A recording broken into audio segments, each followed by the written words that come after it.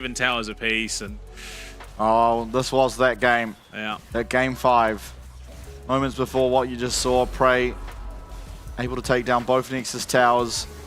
Gets hit by one singular charm out of Kyose, and that's all that they need to end this game. yeah. I mean, it's a exciting time, and obviously we've got those LCP wildcard playoffs going on at the moment. Inferno Esports in full sense yet to play. That will be in about 2 hours' time. So it really is all kicking off. Yeah, maybe able to catch the back end of it. I, for one, certainly will be watching if this series is over by then, but you never know. Obviously, at least it's only the 5 games today. No real risk of being at 5:30 in the morning and still casting. Oh, joy. And then being woken up by the neighbor's kids in their new playhouse. Man, they love slamming that door. Oh dear. Holtron desperately trying to hold on in that game. Oh, the last game of that series. As that victory goes down. Yeah, I mean, Prey consistently proving that he is one of the strongest top laners in this competition. He's very scary. He is. He's very scary, especially when he gets his champions. Now we are loaded onto the Rift, ladies and gentlemen, as we head into game number 1 between Polar Chair and Saving OCE.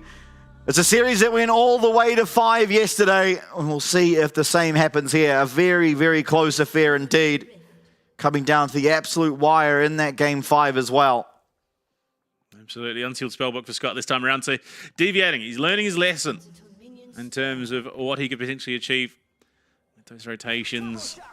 And old Evelyn in the jungle up against Forever.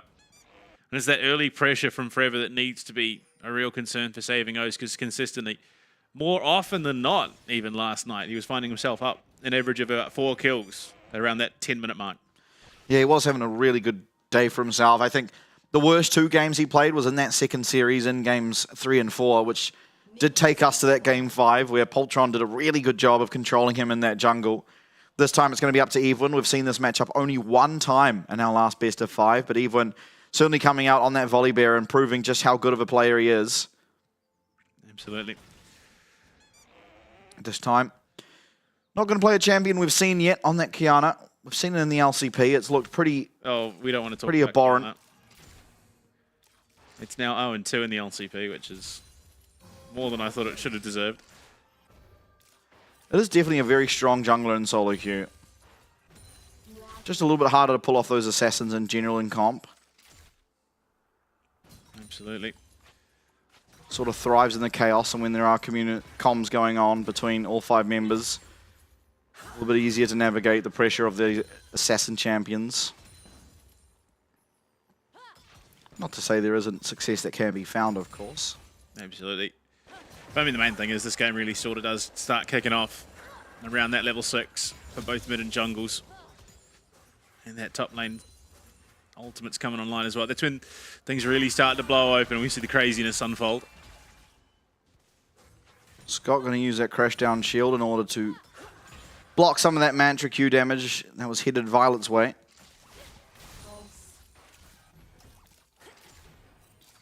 And this is a big point of contention on the Rift. Kyose has just been such a dominant force for the Saving O's roster. Jovi, unfortunately, has felt the brunt of that. Dore. We've seen so much success out of whichever top's winning. Flash away from Dore as Prey navigates that perfectly well. Maybe a little bit of overconfidence on that Rumble. Unfortunately, is going to cost him his flash. As Prey able to just stand there and deliver, essentially. Scrap shield will block out the damage from that Q, but still Prey trading aggressively. Oh, sustain. Evelyn here, going to walk over a ward. Maybe just, yeah. Ping immediately. Yeah, I think it was more pressure than anything. Reveal himself, get Prey to back off, allow that recall timing for Dore. Looking for that scuttle up on the top side. So, I mean, realistically, both junglers have found a pretty decent clear. Getting themselves the scuttles as well. Evelyn going to be spotted again on a ward. You're going to be looking for this dive now. Prey does have flash. Dore does not. We'll see how this goes. The stun should be able to land. Nice flash away. Even taking a lot of damage. One more tower shot comes through. And it's a 1-for-1. A good trade. Even a little bit greedy on the flash means he does take that extra tower shot and goes down, but they're still able to find the kill nonetheless. As Ignore being pressured here, Scott's going to be able to land all the CC in the world. Heal is going to be used here from Ignore. Still choosing to keep his flash. Turns around, is going to be forced to use it as that phosphorus bomb could have sealed his fate. Right. I mean, look, gets bailed out there a little bit. He's already aging out in CS just a little bit. Dore looking to hold teleport here. Oh, and once again, Forever, with that early Sheen pickup, we saw what happens in those early skirmishes with that Sheen power spike for a Wukong. It does give him a lot of power.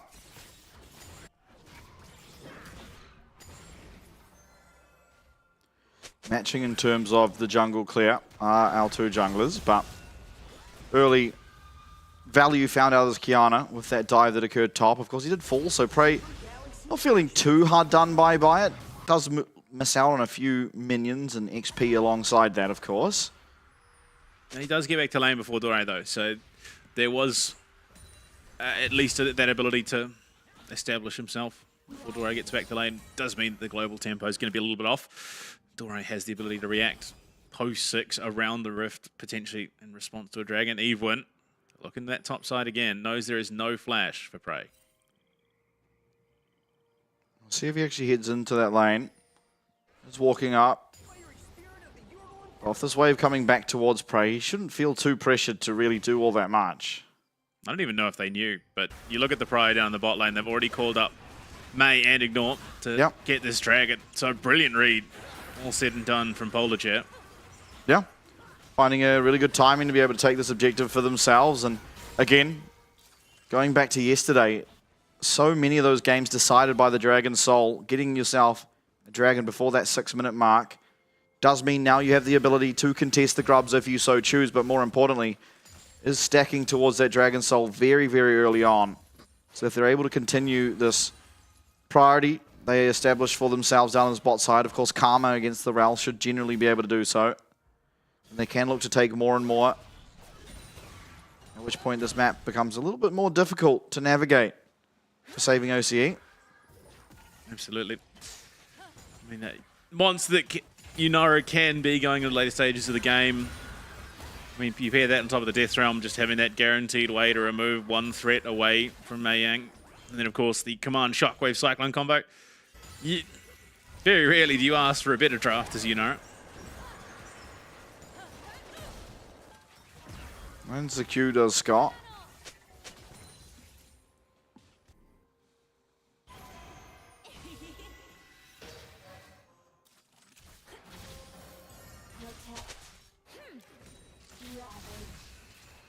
Nice chunk of damage being found here by Jovi. Yeah. Once again, going for that Q max. Yeah. Just waiting for his jungler, I think, to hit 6 here and Forever. Will do He's so. just going to tick over there. And the lane swap going to be initiated to look for control prior over those grubs when they spawn up in about 38 odd seconds. Yeah, I think a really good timer being found here by Polar to be able to try and get themselves their priority up on that top side and look to contest the grubs. You see the grubs in 20 seconds now. Evelyn and Scott on that side of the map, and Violet are going to be joining them just slightly later. Dore sticking around though and without teleport. If he does stay, it would mean that there is a 5v4 advantage for saving Oce. He's backing out now though. We'll just match. So Prey and him are going to be alone on that bottom side. Unfortunately for him, Prey's already shoved up to the tower. Level 6 is there now for Mei. The Karma Shield, the flash. Oh no. Even going wide on the engage. Scott as well. No. Nothing found. Mei going to be able to pop that off. That's a lock committed for absolutely zero gain. There is no collapse coming just yet. Rio takes a chunk of damage here. Most likely from Kyose. Evelyn still feeling confident enough to start up on this Void Grub. They're able to at least get one for themselves as Scott takes a reasonable chunk of damage, but they're offering a lot back onto Rio. All the while, Prey is proxying down on that bot side even. Yeah, the 4v5 means they can't fight despite so much committed. Even loses flash, Scott does as well. Ultimate as well committed there by the Kiana. They do get the grubs for themselves, but I'd argue a win with how many plates Prey is able to take down just for free. The minion waves also not being picked up by anyone. And so you do get the grubs, but the value is not instantly recognized, not instantly realized. That means for the time being, it is going to be Polar that do have that advantage. I mean, this is a perfect setup. Prey preps that tower, so if the lane swap does reoccur, May and Ignore head down the bot side. He can look to finish that off. Maybe just trying to get this minion wave in, look for that recall. We'll be able to get that last hit as well. Even headed back to base. We'll see what he has for himself, what he goes towards in terms of that first item, the Profane Hydra. And it is fully completed for him. A substantially cheaper item than the Trinity Force, and with the assist as well, does mean that he is ahead of the curves in terms of the items, at least for now. Us being a little ahead in terms of that jungle rotation. But, I mean, as it stands, minute out till the next dragon. You can see that vision starting to come up. We have not found the angle, unfortunately, for Polar Chair to look for that combo. Once it does, it becomes a little bit problematic. And Prey again. So they've swapped the lanes back. May now in a great position to get this wave shoved in towards that tower, take that prio. Charm connects, but very early Merc treads. Right now, this Orianna not doing all that much in terms of damage, but is also not as vulnerable as she would be if she did just go straight into something like the Lost Chapter. Also giving some much needed tenacity up against that charm means if you do get hooked, you're not, or rather charmed up, you're not going to be immediately falling. Absolutely. Now it is going to be that battle for lane pro on the bot side. Hex Flash.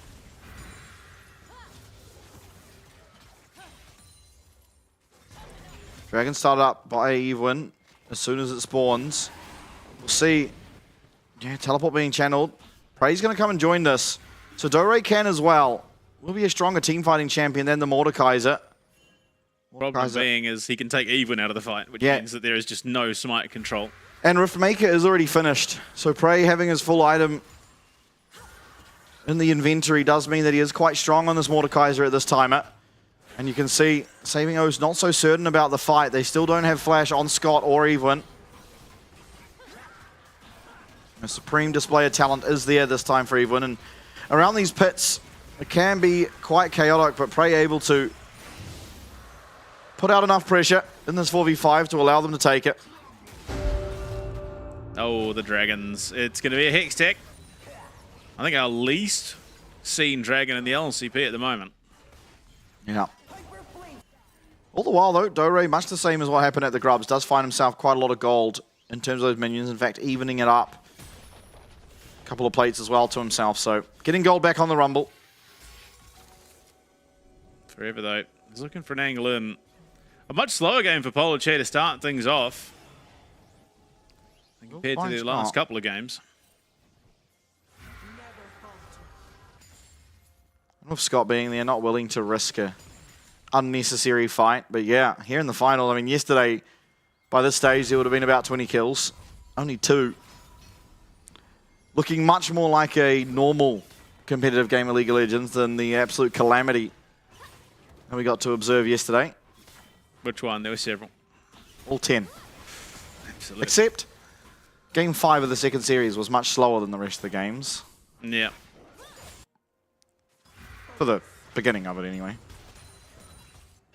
Triforce not quite finished up just yet. I mean, at the moment, they've got 2 finished. That is in the hands of May. That's the Kraken Slayer. And then, of course, like you said, the Riftmaker up in the hands of Prey. Oh, dear. Pilot beginning to hurt with that Trinity Force finished up. It is just a matter of time until May hits his stride on the Yunara as well. A variety of Yunara builds. We've seen the Blade of the Ruined King, the Kraken Slayer, and the Yuntal as first items. So possibly a little bit of uncertainty as to which is the best case out of those items. Of course, Yuntal generally, you'll always build it if you can. Find that first recall with a BF sword. Not the easiest total to get to, though, in the early stage of the game. Absolutely. In terms of the Rift State. Herald, minute 16 out. Next Dragon, still well over 2.5 minutes. So it is just going to be catching these waves, getting vision down, trading vision out.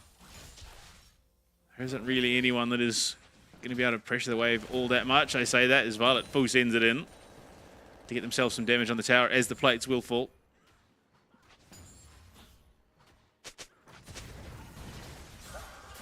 Narrowly missing out on that big one. Dragon 2 minutes away. Should be the next big point of contention. I mean, the Rift Shield, of course, is there. But at least for Polar, getting this Dragon would put them on that soul point, which is a very, very difficult thing to deal with. Yes, they're looking with even there.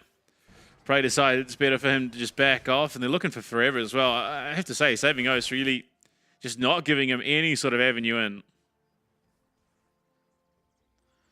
Yeah, so far, the only kills that have occurred was that tower dive in the top lane.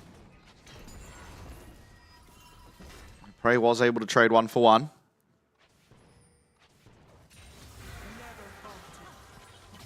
Yeah, man, it's like you said, far cry from what we were seeing yesterday. Yeah.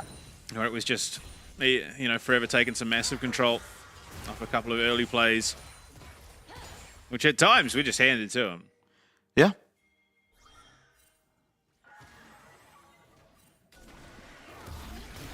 Starting up now on this Rift Herald. Most likely it's just going to be taken. I mean, even in the area, maybe going to look to contest. Chooses not to jump over that wall. Will be the Rift Herald going down.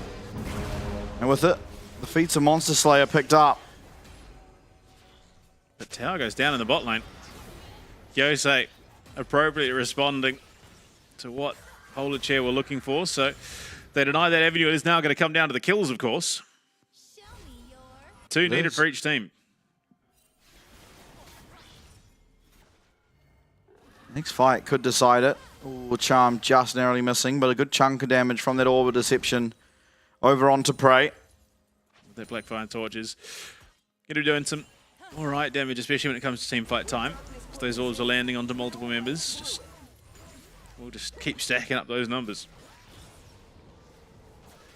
Possibly a second tower. Dory is going to back away from it, but nonetheless very low. As is, of course, the bot lane tower on the side of Saving Oath, so it is relatively matched. Teleport coming in for Kyoza to this mid lane, trying to establish themselves mid lane priority. If they're able to do so, then looking to contest this Dragon.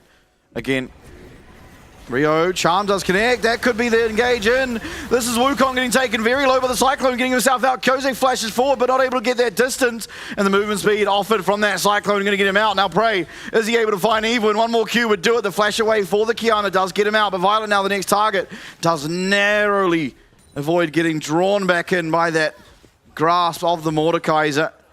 And now no one really in great condition to be able to start up this Dragon. As both junglers on such a minuscule amount of HP. Prey did retain the flash, but Evelyn going to have to use it the second he comes out of that Death Realm.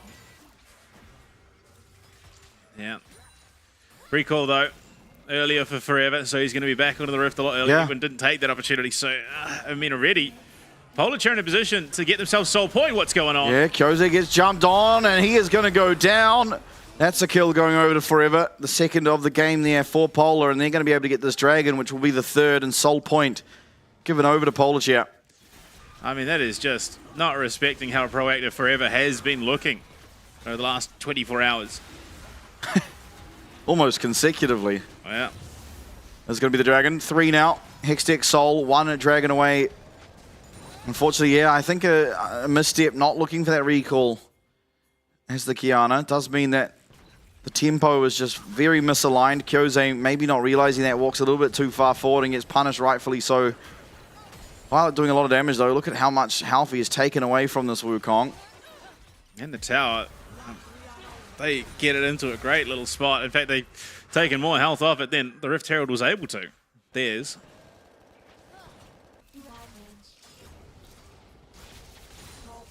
Oh, hold up. Flash available for Dore, but it is also going to be available for Jovi. Now he does have to flash away, but still, that's a summoner going down. Prey Does have the ultimate. Kyose uses his. So did Evelyn. Well, it will stand and deliver on that tower. So another big pickup, as gold lead is still in favor of saving OCE. But in terms of the map, you're going to have to favor Polar. They have those 3 dragons. It's a decent chunk of gold now. All 3 outers gone for Polar Chair, so that map control for saving O's is going to be that little bit easier to establish now.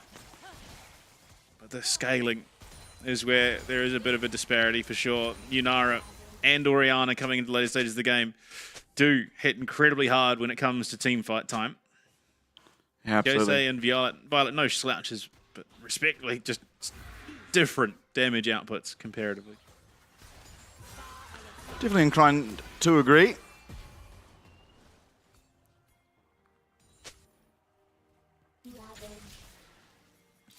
Khan will be spawning in 20 seconds if either team do want to look towards it, look to establish some control. Just fighting. Where are we at? 11 so far for saving O's. Just the 6 for Polar Chair. Maybe looking for a collapse down here. Scott does bait some of those abilities as Violet going in aggressively. Finds a good chunk of damage there onto Jovi.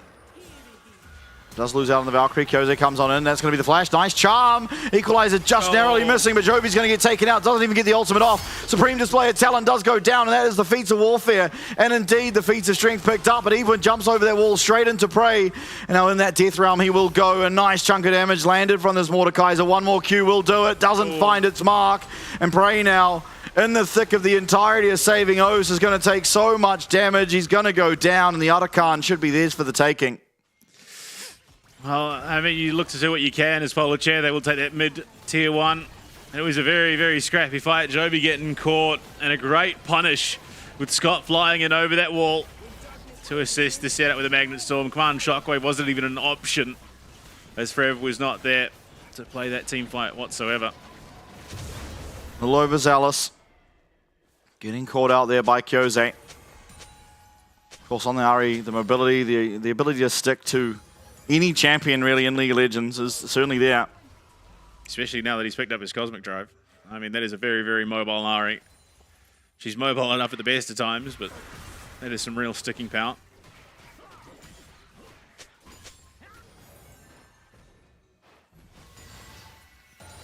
$2K gold lead for saving OCE.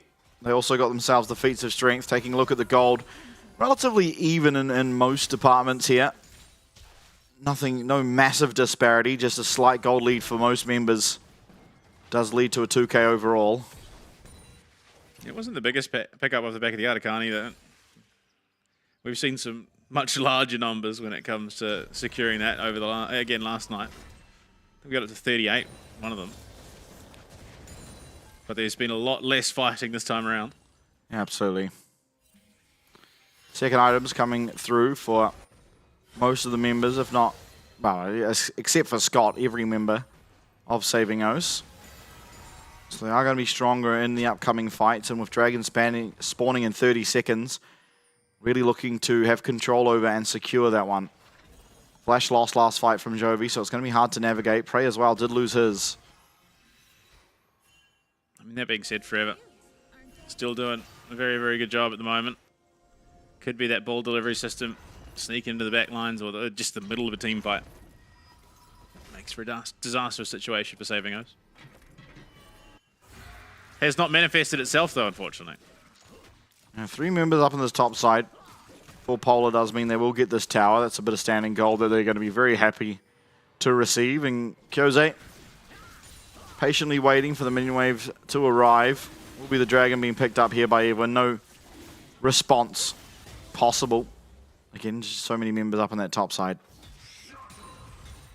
But that is the benefit of getting so many early dragons, is you don't actually need to force every dragon thereafter. You can utilize the fact that the other team has to take it to find yourself some of that standing gold, and they do a good job of realizing that, taking out that top lane outer tower, getting some gold onto Jovi, alongside Forever, who is really desperately trying to get to that Sundered Sky, where the power of these 80 bruises does become a lot stronger, just with that healing you get in the midst of the fight.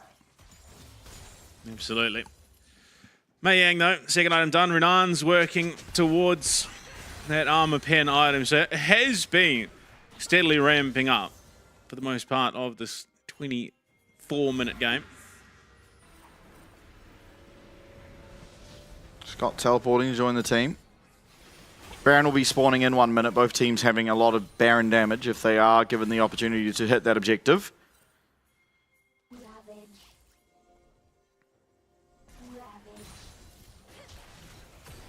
Right, once again looking for Evelyn. Won't find him. Charm does connect, but at least the Karma Shield able to block out some of that damage, and with the Redemption coming through as well, will heal him back to full. Straight into a Charm, unfortunately.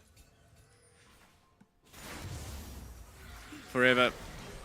They really have made it very, very hard for him to get into the Saving O's team fight.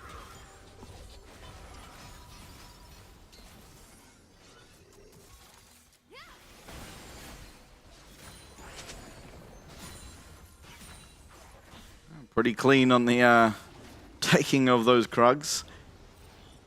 Man, what a difference today is in comparison to not only the last 2 broadcast days, but the entirety of this tournament.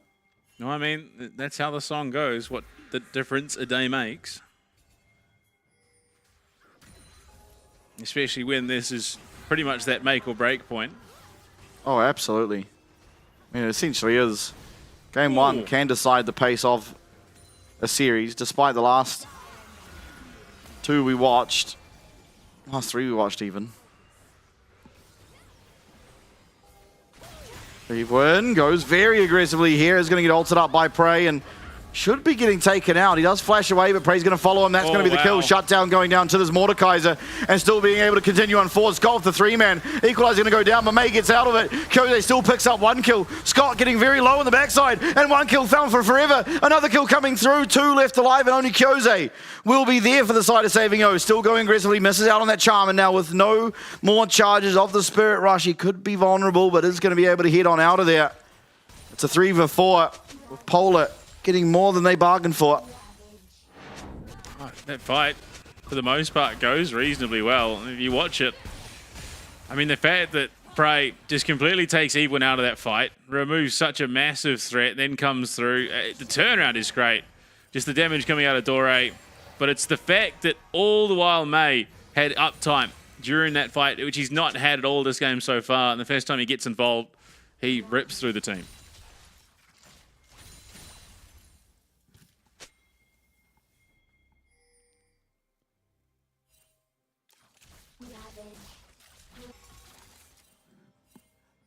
Scott gonna find Prey.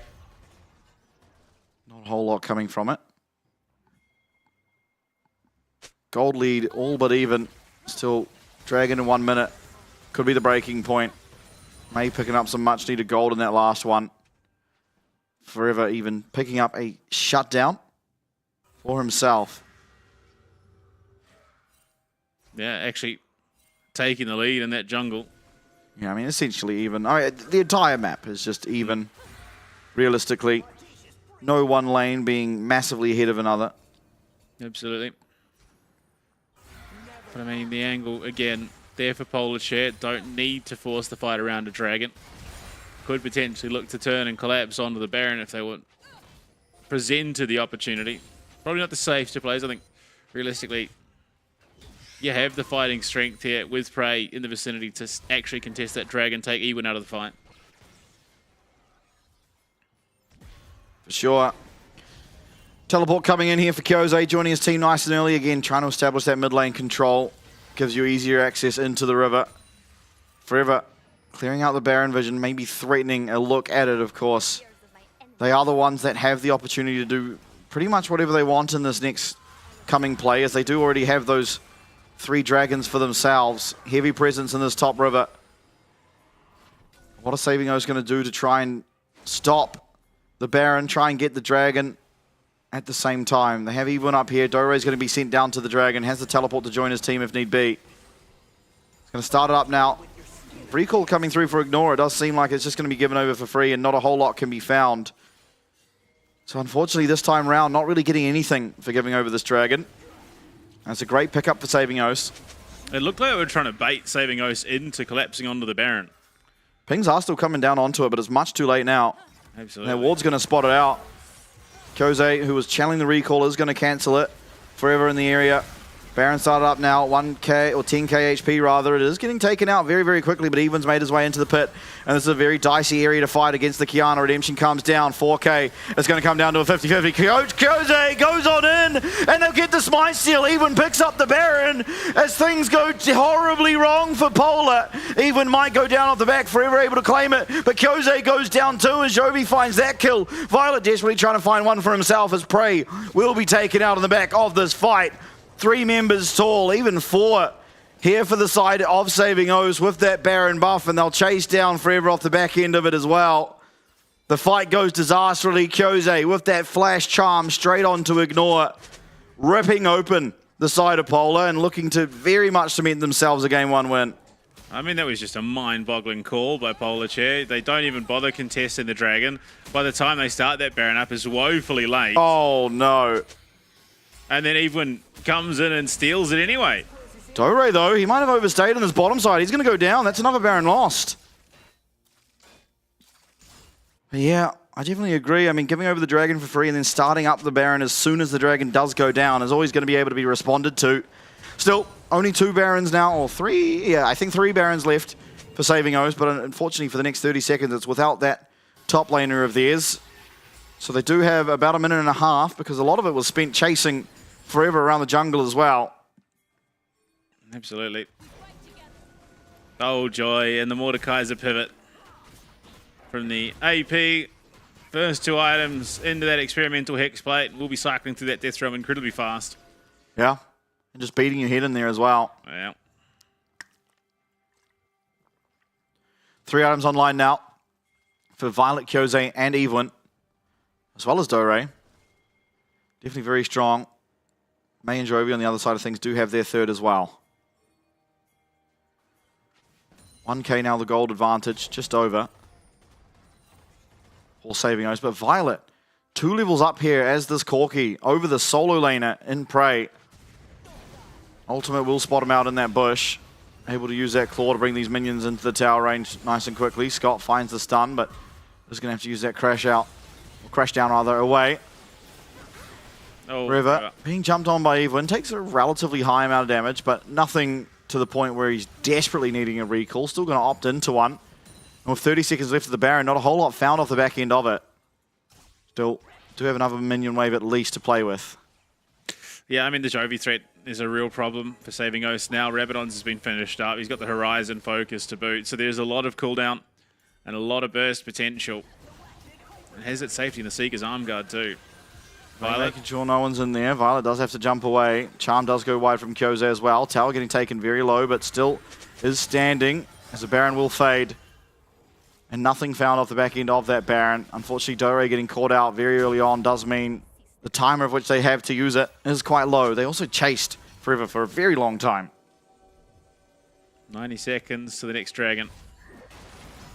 That would be either soul or soul point, one way or the other. But just a complete lack of willingness to fight and contest it out of Polar Chair the last time it spawned.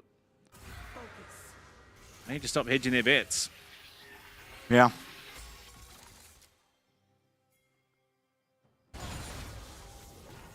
May now level 16 on the Yunara, has that full power of the ultimate, working towards that Infinity Edge as his 4th item. Guardian Angel will be the next for Forever. Level 18 for Evelyn to just the 14. Yeah, Forever's fallen behind pretty significantly. Not to mention just the neutral objectives taken comparatively. Yeah, the Artican and Baron helping a lot when it comes to experience. And of course, Saving Oce getting both of those objectives is why we see such a hefty XP lead. Prey desperately trying to get to level 16 as well. This will be the bot lane in a tower going down. No one here to respond to it at the time. Violet and Dore, the 2 brothers peering up. 10 seconds left on the spawn of this Dragon. Kose is going to spot out the fact that Forever is nowhere in the area, but they can look towards this top tower. This time maybe actually able to find something to trade for it. It's not the greatest of rewards. as it will mean this next dragon is life or death. Of course, there's no Baron up here, but still dragon going to be taken out. You see Violet and even on it. 3 members, Kyose, Scott, and Dore looking to answer this top lane push. Down will go the Equalizer, a lot of damage, but Cyclone used to stop Scott's forward march as Kyose will land that charm, and ultimate there for Prey does take Scott to the death realm. Most likely able to win this out, but Scott's able to just kite it back to his tower. Still, Prey going straight under it, will be taken out there and after. And Dore gets that last hit with the Flame Spitter. A disastrous call. I mean, not even contesting. You don't get the tier 2. You lose Prey yet again. They are literally just going to choke themselves out of this game because they're so reluctant to fight. Not yet able to find any meaningful combo with this Wukong or Orianna yet. But 4 items now online for this Yunara. So truly is becoming very strong in his own right. If he's able to have any access in these fights, could be an avenue for Polar to find a teamfight victory. Baron spawning in 15 seconds and not going to be willing to give that one over for free. Still not the easiest objective to walk into. Prey spawning in 7 seconds. Will have that teleport to rejoin his team.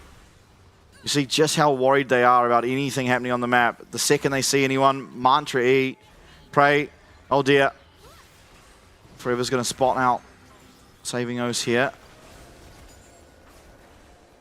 Complete control over the river. Kyose's going to pull the trigger there, going forward. Does go golden. As Scott in the back line equalizes great, but May, he's free hitting. That's 1 kill, that's 2. He's going to go down though, goes way too far forward. Dore will fall. It's a 2-for-1 as things stands. The flash away for Forever. Double kill going over to Jovi. Even still trying to find avenue in, and a massive chunk of damage landing. As this Orianna has found her stride. Prey ulting Kyose immediately as he starts to try and find any avenue in these fights.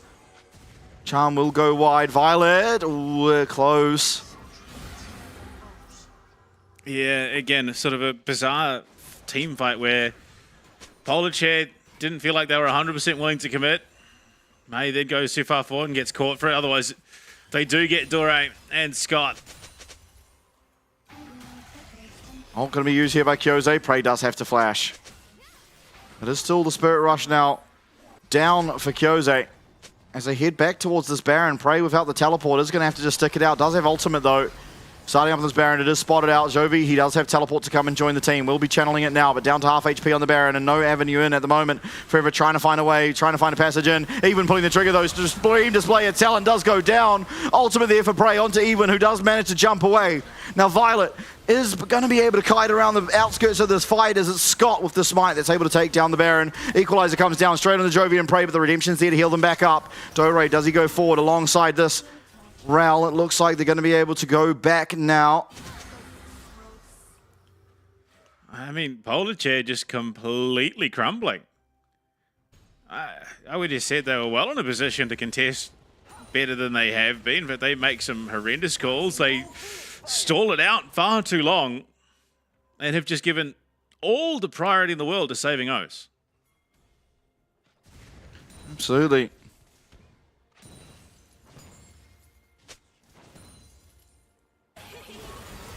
Hold up, back in the bot lane, Kyose is going to be able to find that solo kill. Jovi trying to turn it around. Nice golden, but Kyose should be able to finish this one up. There's no flash. Oh, just narrowly able to walk away. Ultimate user here, but oh dear, Even comes flying in and has absolutely annihilated May. And now a 4v5 with the Baron buff available and no shockwave. This could be saving OCE, pressuring in to take this base. And game 1 looking to be picked up by that squad. Mid lane inhib's going to go down. There's such a long time on this death timer, 30 seconds still until May. Shockwave will be up very shortly, much the same as that Spirit Rush though. Gonna come, Prey does have ultimate, he's gonna have to use it. Who's he gonna use it on though? It's Scott. Exhaust comes down. Prey can do very little but just walk back to his base now. 4v5, just extreme display of talent, does land onto Ignore, and another poke from these Corky rockets. Still, damage coming through from Jovi. Oh, not quite able to stop that Hextech gate out of Scott. I don't know how in the world we're about to see four Hextech Dragons and 2 Barons and an Arctic Khan just completely unanswered. after being up 3. Hextech Soul now on the cards. 7 seconds until it spawns, and you'd have to think they're well aware that this could spell the end of the game. Making their way towards that objective. Ultimate not there for Prey, so he is very vulnerable on the Mordekaiser currently. So much damage coming down, they're not able to find their way into the pit. They do know it's low, and it's going to go down. Soul for free. Forever going to pull the trigger. Scott getting very low, taken extremely low in fact.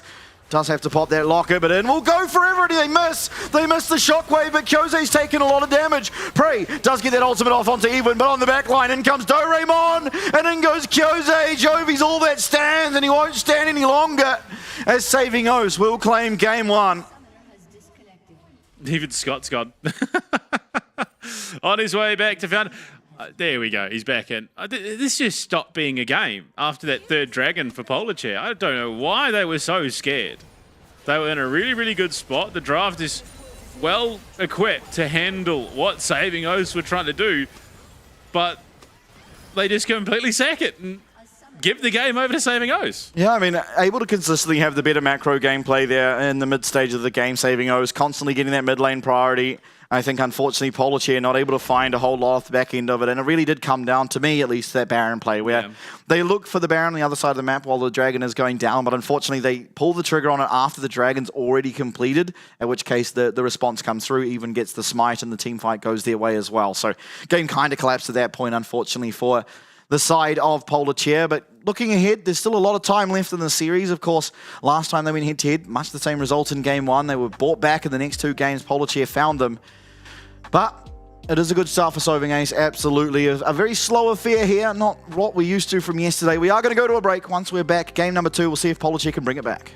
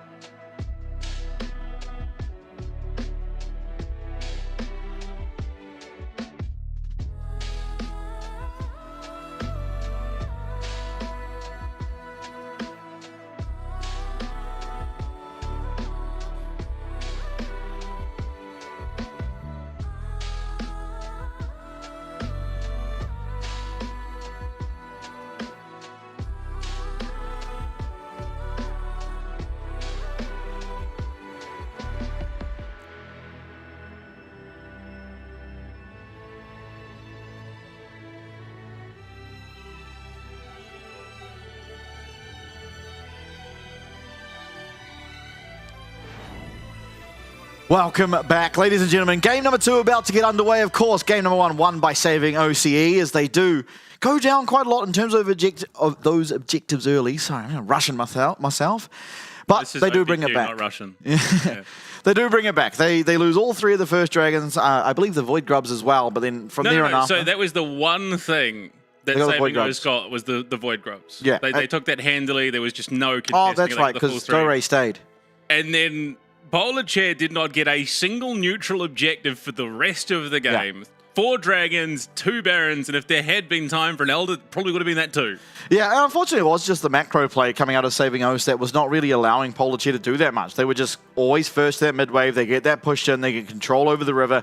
There's no big bulky member that can really face check into them, and without the vision control already established, it just becomes an impossibility to look to fight towards those objectives. And unfortunately for them as well, they weren't quick enough on the trigger on the other side of the map quite a lot of the time. I mean, they didn't even get anything for it, so looking to shore up some of those mistakes, try and get to the play quicker, try and get to that mid wave a little bit quicker, allowing you access to the river first can make those objectives a lot easier to contest.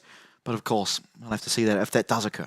And I mean, honestly, the biggest problem for Polar Chair that game is we didn't see the forever momentum come through at all. He got 3 kills by the end of the game, but they were all so late. I mean, we're talking about, what was it, a 14-minute game with a kill apiece? At that stage, there just hadn't been any real momentum generated. And you look at the kill scores, that first game is where they really struggled, of course. Forever ends that on the job, and he gets 4 kills early, and then it just doesn't translate into anything. The rest of the team suffers greatly as well. Then you look at the next game. Forever drops 11 kills. Everyone else eating as well. Praise 7-1, Maze 7-1. When he's doing well, the team's doing well. Yeah. And so they need to ramp up that acceleration, I think. Yeah, I mean, Forever just quite clearly the catalyst for the team is the best way to put it, right? Is if he is succeeding, he's very good at not only getting himself further ahead, but also getting his team further ahead while doing so. And I think that is so important for this this Polar Chair lineup, is trying to see if they can, get some lane priority to allow Forever to play a bit aggressively, find that access in the jungle early on, because he's very good at using that advantage for the rest of the team. Not the easiest. I mean, even clearly coming in, looking very good for himself, finds so much value in terms of, yes, he's losing the dragons, but he's also finding a lot of gold and a lot of XP for himself. And we saw him up 3-4 levels by the end of that game. So, I mean, it's hard, right? You win against Foreigner. He looked really good against Foreigner, but against Even seemingly having his number. Absolutely. I mean, you look at that game and the final game of that first series last night. Forever ends at 1-5-6 on the Lee Sin, just does not have a look in. Even meanwhile, 3-1-19. So having that pick that Forever had been having for the first few games, and I think that is what is going to destabilize Polar Chair throughout the rest of the series. If they can keep, whether it's Even, whether it's Foreigner, whoever is going to be taken to the rift in the jungle, right? If they can keep Forever down, if they can slow that momentum, stop him from impacting. Because you remember, was consistently in Prey's lane, making sure that Dore and whoever in a BBP by the end of that evening was just completely shut out of that top lane. So if they can do that, for sure, they look really, really good. But Prey did not have that assistance at all that game. Yeah, absolutely. Hopefully get an update on what's happening with the champion select very shortly from production. But while we do that, I want to hear from you. What are we expecting in this game? Do we think we're going back towards, again, another one of these Bruiser 80 junglers? I think, for my money, he's looked very good on that Pantheon, even though he hasn't necessarily won every single game, as well as the Trundle. I think he's looked very good at it. And there we go. My money was one that was very, very strong for him. I'd love to see him back on. Yeah, the Pantheon as well that you did mention. Even the Lee Sin, to an extent, wasn't all that awful. But yeah, his Trundle, for my money, just put on some of the best showings that we've had in that jungle. In terms of the ban phase, I mean, pretty consistently against this Polar Chair roster, Nidalee, Aatrox, and the Galio have been the opening 3 bans pretty much every game. I think by the one where Jovi was then allowed to play the Galio. Got ganked. Yeah, we did. I was looking at the Leaguepedia myself. I don't have a fancier tablet. Foreigner is not playing. They lied. Okay, there you go. So it is Even again. Okay. Client bug. Yeah. We got told. So remaking the lobby. At least this time it's not while we're in the game, so it will be nice and quick. But as I take a squiz. Yeah, so the Wukong's gone. Yeah. You now look to probably the Pantheon and the Trundle. So game 2, Pantheon was where he had the most success for Forever. And then it was a slightly quieter game, unfortunately, in the... Yeah, it was the second series where his Trundle really, really popped off. It was like 8-2 and something. Yeah, it was going to Monarch. There you go. 8-2 and 19. Yeah. They paired it with the standard Orianna, but Orianna's gone, Karma's gone. Was into an Apheri as well. So I think, especially with the Sion top lane, there is a lot more impact to be gained than necessarily Poltron was going to be able to find. Yeah, absolutely. I mean, again, Forever needs to be the catalyst. Yep. The best way generally to do that is these ganking junglers. Now, while Trundle is, I think he is more reliant on having one of those immobile control mages, which admittedly Kyose does very much like. So if we do see an early pickup of something like the Talia even here for the side of Saving O, so there's an avenue where you could maybe look to that Trundle. Of course, you really do hope there's a tank on the other team as well. And honestly, even, I mean, picking up the counter in game 1, is he going to look towards something else like the Talon, the Zed, you know, these assassin champions? The Nocturne is still very strong. Yeah, exactly. Like, similar to Citrus from DFM. If he's looking at these assassin champions, I think Nocturne stands out to me as kind of one of those really good assassins, especially when in tier 2 play is generally just a lot less, what's the word? Organized, I guess. Everyone's not quite where they need to be all the time. Yeah, it's less and so coordinated. The response time Yeah. is just not quite at the same level as the top tier play. I mean, you look at it, Corky's gone now, of course, one of the answers that we've seen in the past to deal with the Nocturne. Obviously, you're not as worried without the Orianna combo being off the back of that paranoia, but still, I mean, you look at something like a Nocturne Kai'Sa potentially, and you've still got that angle into the back line with a lot of threat. We see the consistent Galio ban, unfortunately, away from Zovi, so I don't know if they get that pairing as well. But, I mean, yeah, I want them to go back to the Trundle, the Pantheon for Forever. That's where they've had a lot of success.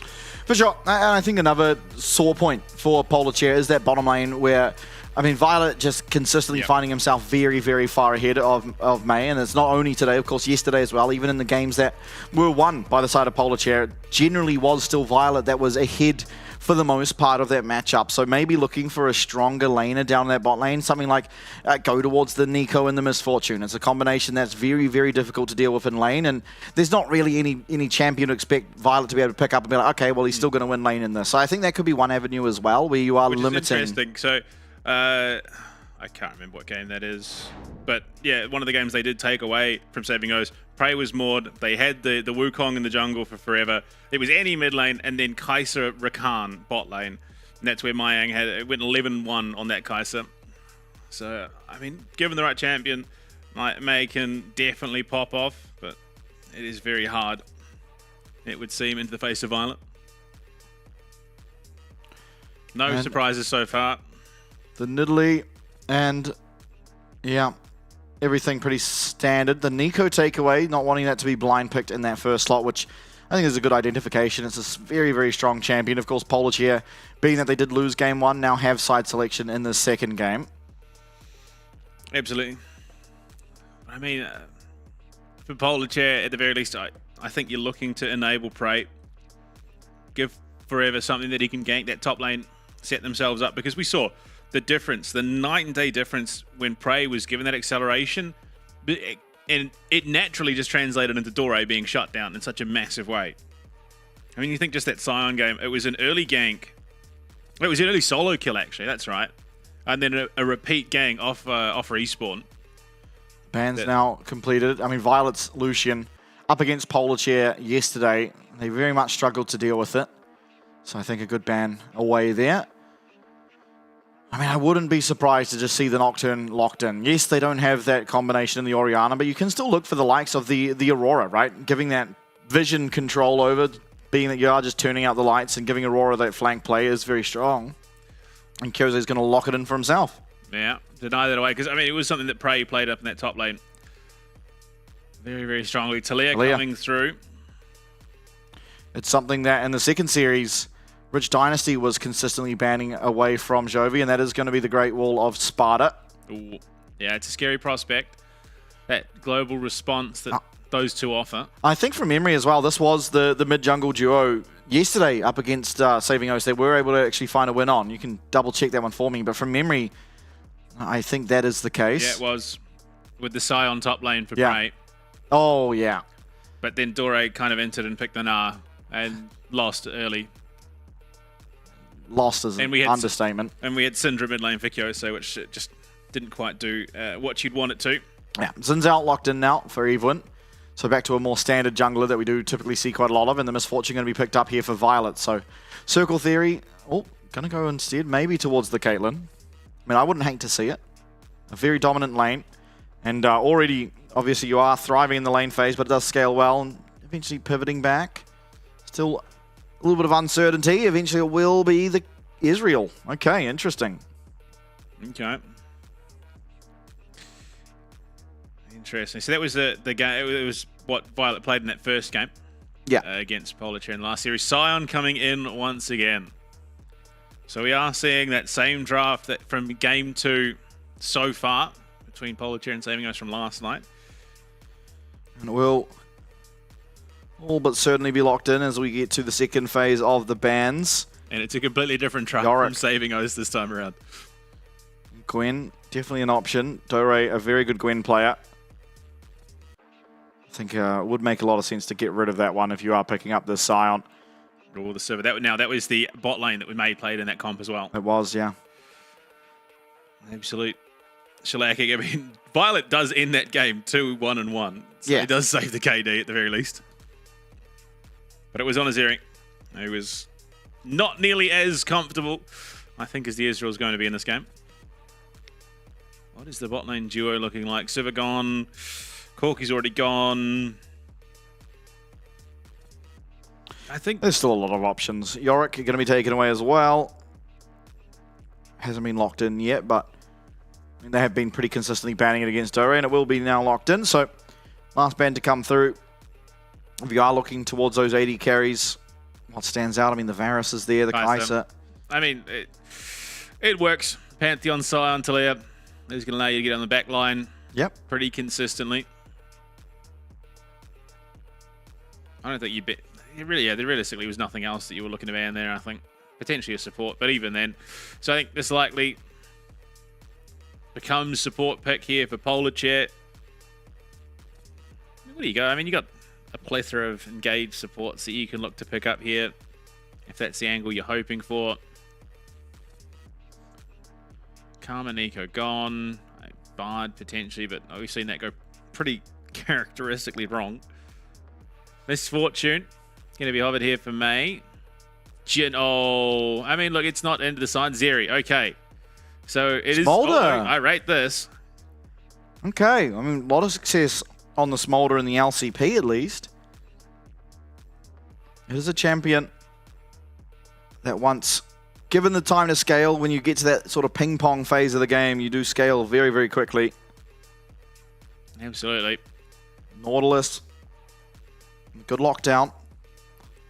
Not the most mobile champions on the side of Polar Chair, so Nautilus will do reasonably well into them. And it will just be stuck through. So, middle top lane for saving OCE. I mean, this could be a Dore Aurora into the sun, which we've already seen. Not in this series. It was the Rich Dynasty series, I do believe. So Annie. It will be. It seems. Yeah. I mean, it does make sense. It will do reasonably well into the Talia in the middle lane. Of course, it's a little bit vulnerable to the Pantheon ganks, but in general, we'll be able to navigate it. We'll see if Even's able to be there to make sure Kyoze's safe in that lane. Now, a support to come through, and looks like Braum will be locked in. So, again, I mean, similar to what we saw yesterday where we had the Ziggs Braum, it's not the greatest pairing in terms of those supports in the world, but the Braum will do relatively well against the Nautilus in isolation and the Xin Zhao as well. The rest of the comp, though, Braum, not the greatest against of all time, but not the worst either. Well, I mean, when it comes to teamfight time, you've got the door and the shield coming out, so that Israel is going to hit a little less hard while they have up time. Makes it a little bit harder to land those skill shots as well. So, I mean, I don't hate it. I think there's a lot of punish capabilities. And just that backline threat is ever present for Polar Chair. Yeah, for sure. Yeah, I mean, interesting draft. Should be a pretty decent look in for the Aurora into that Psalm. We saw it yesterday. The Aurora doing perfectly fine in that matchup, although eventually getting that win, it did get to the point where the Aurora is not actually really doing anything to the Sion necessarily, but still, if you get to that point where the Sion's not really dying to the Aurora anymore, then you're pretty happy because you're also nearly at the point where the Smolder's taking over these fights with that stacks online. Obviously 225, the important mark to get to. Once you get there, the execute comes online and the true damage, maximum health damage. It becomes very difficult to deal with ultimately, and there's not the greatest dive on the side of saving OCE either. It's kind of a flash Annie. Maybe the Nautilus can get there, but even then it's kind of hook the front line, ult the back line, and if the follow-up's there, it's there. If it's not, then the Smolder will feel pretty happy. I mean, the biggest difference being that in that matchup, they had the Trundle to deal with the Sion, shred a lot of those resistances, and Jovi was just an absolute monster. He was 11-3 on the Oriana by the end of that game. Absolutely. As we load into the Rift, we'll take a look at some of the replays from game number 1, of course. Picked up eventually by saving O's. I mean, yeah, early action, pre-4 minutes, or at the 4-minute mark roughly, it's a 1-1 game. And then 13 minutes later, it's still a 1-1 game. The second kill. So they were literally on the verge of taking those feats of warfare, and they just come in and take 2 quick kills. Saving O's gets themselves the feats of strength. And from there, I mean, look, you've got 3 dragons, 20 minutes in, and then they're just going to get nothing from here on out. Yeah, again, I mean, I'm not even faulting them. It is just superior control on the map that was found here by saving O's. I mean, we're not going to get it in the replay. That Baron gamble was a pretty bad call. Yeah, I mean, I don't think it was a bad call. I think they just misjudged the fact that the dragon was happening. Because they had no vision over the dragon. And then eventually, when they find out that it was happening, they pull the trigger much too late. 50-50 smite does not go their way. Yeah, no.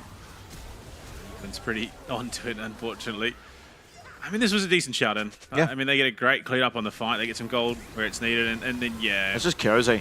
I mean, Kyose was that X factor this game. We've talked a lot about Evelyn. Prey Death Realm Scott there, which does allow Evelyn to come in and get that smite off. So, yeah, in the heat of the moment, a very, very chaotic situation. Probably nowhere left to live. I mean, this Baron actually barely got anything as Dore dies immediately afterwards, and they spend about 30 seconds, if not more, chasing forever before it. Kyose again comes in. Just, again, difference maker this game. So many plays off the back of Kyose's impact. Obviously, getting that team fight that eventually gave the kills over to them, and constantly finding charms on important members, setting up that Baron. That was a close fight down the bot side, and Evelyn just comes in and then that wasn't a close fight. No. I think Evelyn probably more upset that he didn't completely one-shot mate and had to auto-attack him. Right-click him one time. But I mean, 4 dragons on the fly, unanswered. Is a oversight that you hope the Polar Chair have recognized coming into game 2. Yeah, absolutely. I mean, it's going to be interesting to see. They've got a team composition they, effectively did play yesterday. Of course, the bot lane's a little different, but that wasn't really where the team composition thrived. They still had the scaling, right? They had the Sivir as the scaling. This time they have the Smolder as the scaling. Very different champions, but still with that splash damage, still with that late game, you get to 4 items and you become the champion on the Rift. So functionally a very similar team composition, a little bit less mobility because you don't have that Sivir ult, but a little bit more damage because you do have the Smolder just able to burn through the tanks even quicker than Sivir does. Yeah, no, I mean, this is they've played at least the top side of that Rift a couple of times now. In the Mordekaiser, Wukong didn't quite find the traction, but this one is going to feel very familiar. The problem being, Saving O's has played into it. They know what they're going to be suffering, at least on the top side of the Rift. So I think they've done well to answer. The problem being is they still lack that global response that is going to be there for the Great Wall of Sparta. Yeah, for sure. Very important this time round. Obviously, Doraemon now on the Aurora instead of the Gnar last time. Got to be safe in that lane, because if he does fall behind the tank, he will very suddenly become in a very rough position because he's very gankable. Obviously, does have a little bit of safety in his ultimate and that W, but still, we saw what Prey was able to do against the Gnar on the Scion. If he does get ahead, it's going to be much the same against the Aurora. So very important for Doraemon to make sure he is staying safe in that lane. Saving grace being that there is no Trundle for Prey to be shredded down by, so he is going to be a little bit happier. Oh, forever. Oh, forever. Flash, Kyose, the stun's there, and that is going to be first blood. Unfortunately, it is Scott who claims it. No, no, no. As a former member of Bliss, that is an invaluable kill that Scott has picked up, if you didn't know. I think most of our viewers will be aware. I think he would just like everyone to know. But yeah, I mean, look, got to accelerate. He's got the boots now as well, which you might not think is the biggest deal, but being able to reposition a little bit more aggressively in his fights, chase down this poor Smolder early, on an angle. Yeah, for sure. I don't think it matters now, but it does matter when he gets those tier 2s online. So 300 gold closer than that of Ignore. Importantly, though, it is flash used by Kyose, so a potential avenue to punish as Forever doesn't utilize his. Counting the lucky stars, however, that it was the kill going over the wrong person, but Scott getting very deep in there. And while Smolder not known for the early game, these short trades always very beneficial for him, but the hook lands here from Scott and it's staying over, way over, is May. Without that Q level 1 as well, doesn't have that damage. If he had the Q level 1, actually could have been a very beneficial trade for them. Oh boy. See, it's the boots difference. If Scott did not have those boots, this would have been a much more even lane state. And now we are lying for free on broadcast. Every support copium ever. Any good thing is because the support made a play. But I mean, Violet. I mean, you look at how this year has gone for the Chiefs. Outside of Slater, Violet definitely, I think, had the better showing in the bot lane. Sure. I mean, Violet objectively got more wins than Slater. We won't talk about the fact there were just more games. Absolutely. I think ultimately, I don't see a massive difference between the two. Oh, Slater is easily more proactive than Violet was. More aggressive. But I think in the games that Chiefs won, Violet was playing a pretty impactful role. Oh, absolutely. I mean, for my money, I think Violet more of an AD carry akin to Marble, whereas for Slater, playing a bit more like Doggo. Yeah, I mean, exactly. Violet playing off the back of the team setup, whereas Slater at times just goes and forces the issue. Right now, Violet is playing some phenomenal League of Legends. For sure. Yeah, I think neither style necessarily better than the other.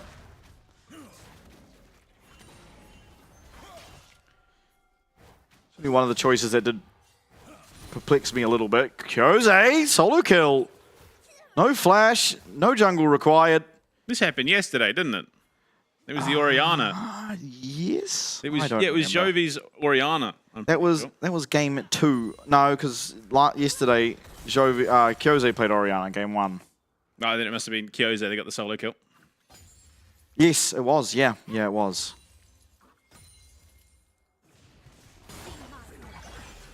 Well, answered back. Blood for blood.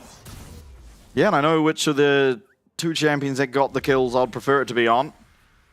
Unfortunately for Saving O's, it's not the Nautilus. Absolutely. But I mean, you look at it, 31 to 16 CS down in that bot lane. So Violet getting himself a pretty sizable lead. It is much the same up in the top side even. Yeah, aggression early in this jungle. Kyose coming to try and pester at Forever.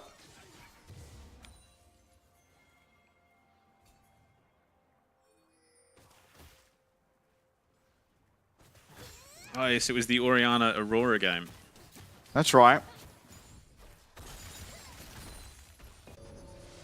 Oh, I think Kyose may have almost been clipped there again. Yeah, I mean that. Nice lane swap, I think. I mean, realistically, the canyon in both the top and bot lane is pretty scary. Yeah, and I think because you're going for this lane swap, it will benefit the team that is struggling. Because now Smolder will have a bit more freedom to farm up, and Prey either way was struggling.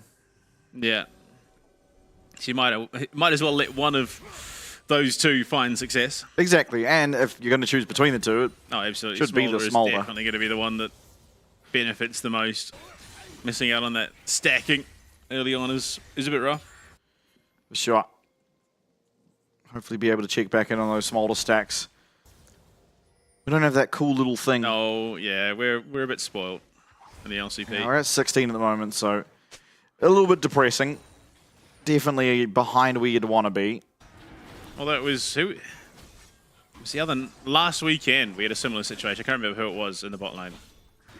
I want to say it was Karkun actually. Just got completely shut out early, but then in the next 10 minutes got himself right back into it and back on pace. Dragon taken, all but for free. Pre-6. Nice ward there. Can offer a lot of vision. A lot of protection, that ward, for the mid laners. Quite often like to associate it with a pink ward on the other side bush, but this time around not going to be able to find it. Jovi does look for his recall. Has a null magic early to try and deal with that early pressure of the Annie. Oh, we did get it. Auto attacks the wrong minion there, though, unfortunately. Merc Treads online now for Jovi. It makes a lot of sense against this Annie. You're pretty much forced to build them. Absolutely. I mean, just the magic damage in general coming out of this comp. The saving O's means that you're going to be benefiting. Certainly, Dore. 2-level gap in the top lane, but that's only because of the lane swap. Yeah, an aftershock for Prey this time round.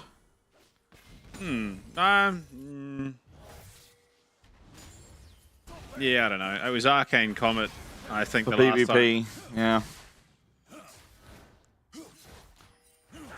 Was admittedly doing better at farming in this matchup than Prey has been able to do. Yeah, I don't know if you're going to get all that much aftershock benefit. I mean, it's always handy, right? You don't get much from the grasp, so your only other option is Unsealed Spellbook. Unsealed Spellbook. But even then, I mean, having those extra resistances when you come into the team fight are always going to be... You're going to find value out of. I think you will find value out of the Unsealed as well. Really. Yeah, exactly. Scott going to get knocked up here. Couple auto attacks from Joven. It might happen again. Not going to be able to find that last one, but still reasonably large chunk of damage. 1k gold advantage as things stand here. Prey. Oh, a lot of damage coming from Dore. Does take a tower shot. One more Q would almost certainly seal the deal, but Prey is able to get himself out. There's the odd end, the teleport to get back to lane, so should be able to recall. Where is my Smolder? Up at the top side. Yeah, just he was. at the Void Grubs. Coming out of base, just straight to the objective. Forever is there. Now. Slowly getting there, but slowly is a bit of an understatement. 31 at 8 minutes, certainly a very low total. Kyose flashing forward, doesn't find much success out of that Tibbers, as it's really well blocked up by that Braum shield. Flashing away now for Forever, hook lands from Scott and trying to do some damage, but the Smolder not offering all that much as Forever limping away at the back end of the fight, and Prey is coming, barreling in, but no one to find. Is going to claim the Tibbers for himself. Forever as well. I mean, a dicey old turn as that True Shot Barrage narrowly misses. Bold call, and the TP immediately set down to the bot lane. It is going to be ignored. Yeah. So Prey TP's bot side, and then immediately ults in. At least he gets the Tibbers. Still, I mean, these little skirmishes, if there's no kills happening, are really good for the Smolder because it's free stacks every time you use an ability, multiple as well on that R2 most of the time. It's a real shame, unfortunately, he hadn't ticked over to 6 there, because Mum all but certainly would have helped him clean up that fight. Yeah, for sure, the slow that comes through and just the damage it offers. Not the most at this point, but still definitely would have helped. Would have likely meant that Zoe could have got some more damage out. Yeah, absolutely. absolutely. The spear from Forever. Scott, waiting in the wings there in that mid lane. Last Void Grub now looking to be picked up by Prey and Forever. No contest coming through from Evelyn, so it will be a completely free take. Dragon 1 minute away though. Very early Dragon found. 5 minute mark essentially, or 6 minute mark I suppose, by Evelyn early on. You see with that 2v1 in the bot side, it was an entirely free take for them.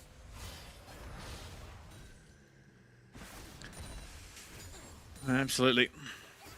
I mean, to his credit, well, to their credits, well, actually no, only to Prey's credit, he's done a good job of keeping that gap closed, unfortunately for Mayang. Goes from one matchup to another that is fairly capable of punishing. Ooh. Trisha Mirage does get blocked up. Violet thriving here. Having a great time for himself.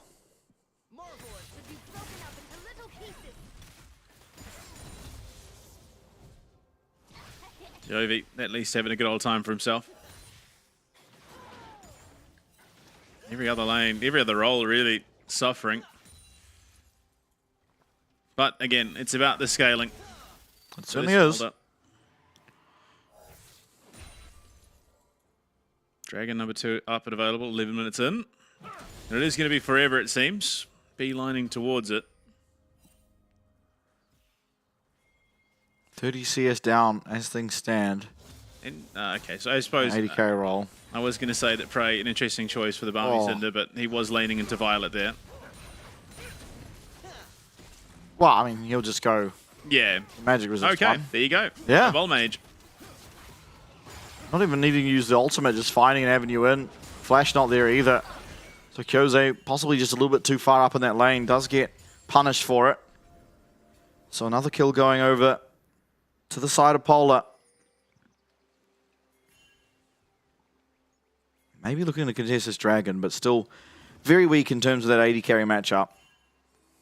I mean, yeah, down 110 to 77 CS. The biggest gap on the Rift currently. So it should go over for free. And will indeed. No answer. Right now, finally having some magic resist. It's taken him a while to get there. We'll have the ult to come and claim the majority of this wave.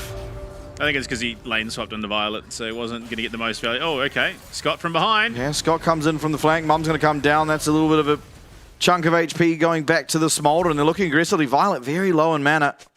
And Scott going to be forced to flash away. And Hextech Soul for the second game in this series.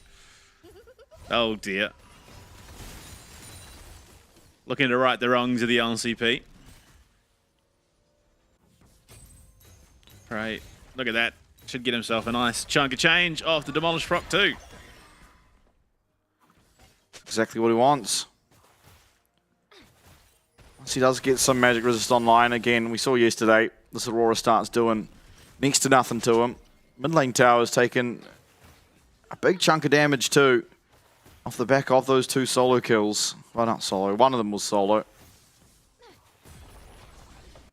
Violet coming into this mid lane now means it's going to be a lot harder to find any more follow-up damage, barring a Rift Herald.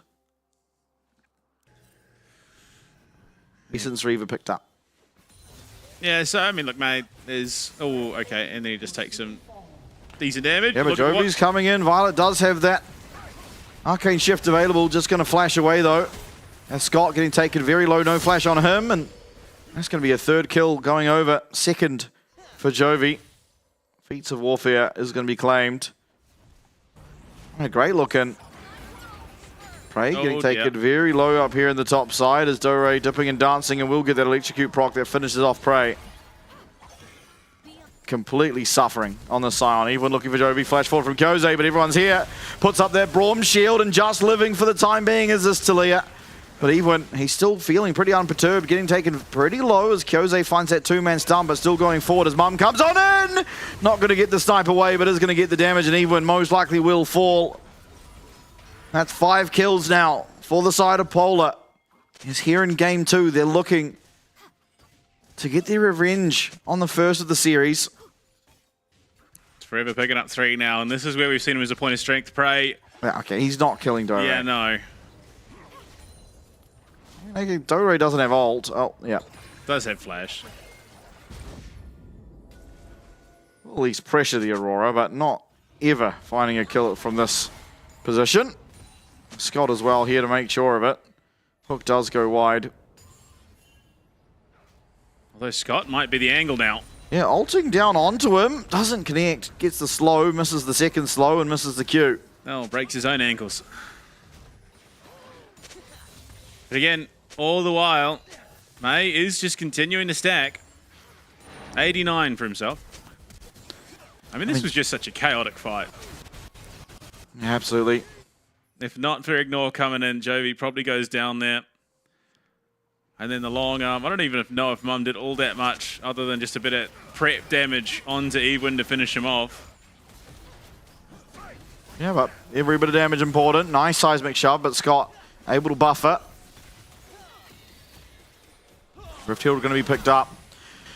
Team 5 very split though, as Dore is going to be able to come in with that Between Worlds, find his way here onto Forever, and Forever trying to get himself out, blocks away a lot of that damage as Violet over the wall, not going to be able to connect. They get that. Free objective. One more. The next dragon would give not either feats of strength over or a tower here potentially. Yeah, it's going to be the tower going down. No one anywhere near to be able to defend this. Scott on the flank though. They are going to be looking for a fight. Hook does connect. Down will go that depth charge as Mum comes barreling on in, and Violet taking a lot of damage, having to Arcane Shift out, and does use that barrier as well. Jovi getting low. Ignore over the wall. Jovi trying to run away from Evelyn. Evelyn trying to run away now from Ignore as the wind meets lightning. Does not quite have the damage, and May gets himself a kill. The slow game is the best game, it seems, for Polar Chat. And Kyoze is not even tickling this Scion. Yeah. And what was a phenomenal start for saving OCE has well and truly tipped back in favor of Polar now, as the scaling's on their side, and they are very, very ahead, exactly where it needs to be. Jovi and Forever, the 2 champs that can be the catalyst They can choose to pull the trigger on this side. Sure, Prey's behind, and May is almost certainly behind in terms of gold. He's stacking away. Now it's 110, yeah. I mean, at this point, Jovi, I think, should buy a lotto ticket. The number of times he's just narrowly avoided death here is just criminal. No soul point. This is going to be uncontested, as the dragon will be picked up by Polar.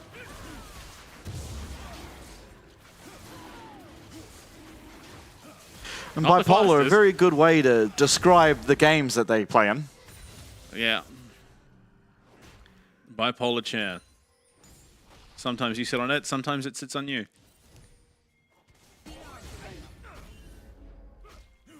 Yeah, very much so. Looking to take another tower as well. Coach Kyoze, as his name would show, is going to claim that top tower. Absolutely. So gold for him, much needed at the current state of the map. But you look at the towers that are prepped, those top and bottom outers for Saving OCE, not far off being finished. So standing gold should be able to be collected reasonably soon in the grand scheme of things. Triforce and Jovi just getting away. Yeah, a lot of pressure down on the bot side, realizing that he's under a bit of threat, does decide to just quickly get himself out to freedom. Jovi having a great game for himself at the moment. 2-0-5. Damn, really trying to force the issue under this tower. Yeah. I think Jovi realizing just going to be able to give it up, although he's coming back. Uh-oh. He's going to give it over. Ignore is beelining for him and demolish proc and walk away. So bot side pressure is going to be there, and I think that's exactly the side that you want that pressure to be on if you're saving OCE, given that you've already got 2 dragons. So that's a little bit more deeper, a little bit deeper vision. There you go. Okay, yeah. So 126. How exponentially faster will these stacks come in? I will say that typically in the LCP, we are about to hit 225 at this point. So it is still very, very slow. He was very much under the pump, unfortunately. That early trade against Violet and Scott did not go their way. And it just sort of compounded to the point where they had to send him up into the Aurora, which didn't get really much better.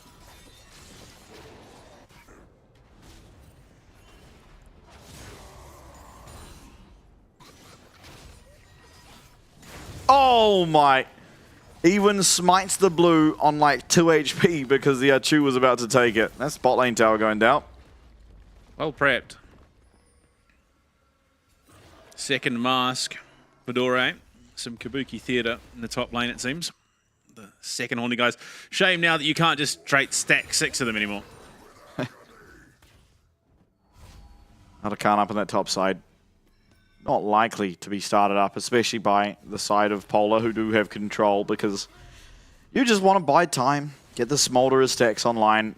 Of course, unfortunately, that will, with how slow these stacks are coming through, give a lot of time back to Saving OCE to find a foothold back into the game. Yeah, I mean, in saying that, Polar do benefit from the slow game. The stack and the sign's going to get bigger and bigger, as will the Smolder. I mean, compared to last night, there is definitely an easing up of the pace. Herald is going to go down in the mid lane. It's going to be piloted by Jovi. It's a very deep Herald. Yeah, this is a little scary. Oh no, oh, a disaster. Scott, he might just go down first though. He does flash away. He gets the ultimate down first of all as Violet finds quite a lot of return damage. The Redemption there to top up those health bars as Prey immediately having a flash out of that tower range straight next to Kyoze. And the Seismic Shove connecting on Devon, does have ultimate available to himself, not able to use it just now as Prey goes barreling into a wall, takes down the tower. On the backside though, Kyoze trying to take down May, 1 HP left on this Smolder who will be able to limp away. Unfortunately, the same cannot be said for Kyoze as Forever in the back line gets himself a double kill, looking for even more as that spear will not quite connect onto Scott. Messy, chaotic, but ultimately successful. For Polar Chair, you'd argue, dragging a minute away. Not that they're going to gain a heck of a lot off the back of it other than that tier 2. It was a bit messy, but they open that mid lane even further. And Forever continuing rather, to accelerate. Yeah, Khan ignore teleporting up there to establish some vision. This is going to actually start it up as the team headed that direction. Only 7 petals, meaning even if they get it, it's not going to be the largest swing of power. But the reset potential, when you do get that slow on kill, is of course a really great addition. Saving Oceanic, though, not looking willing to just give this one over. Violet True Shot Barrage is going to connect and ignore blocking it, but only after it's hit 2 members of his team. Jovi in the area now. Dore desperately trying to get there as well. Nice Weaver's Wall is going to block Violet. He's stuck in a little hole there as Mum comes on through. Violet in the back line, but not exactly where he wants to be. Neither is it for Forever as he's in between 4 people. Shutdown coming through. Kyose picks it up. That's the jungler gone. Even's going to be able to walk in here and smite this one away. Does do so as that's a great fight. Look in for saving OCE, but May all the while hammering down on these health bars as Violet Arcane shifting away, but still his narrow bar margin is trying to kite around, finds a bit of damage here. Does May, as Ewan getting taken very low between wheels there. May flat. Violet gets the kill there with that Mystic shot. The flash, but unfortunately already Dore getting the kill and Ignore will fall as well. And that's exactly what Saving Oceanic needed. An absolute collapse as unfortunately Forever goes down first. The smite comes through on the Artican and the ace follows it here for Saving OCE. Yeah, Forever losing his mind a little bit there. I don't know why he's full sending it deep into the team. All they needed to do was get that smite off. Likely the fight was still going to continue off the back of it, but he would have been in a much better position to assist.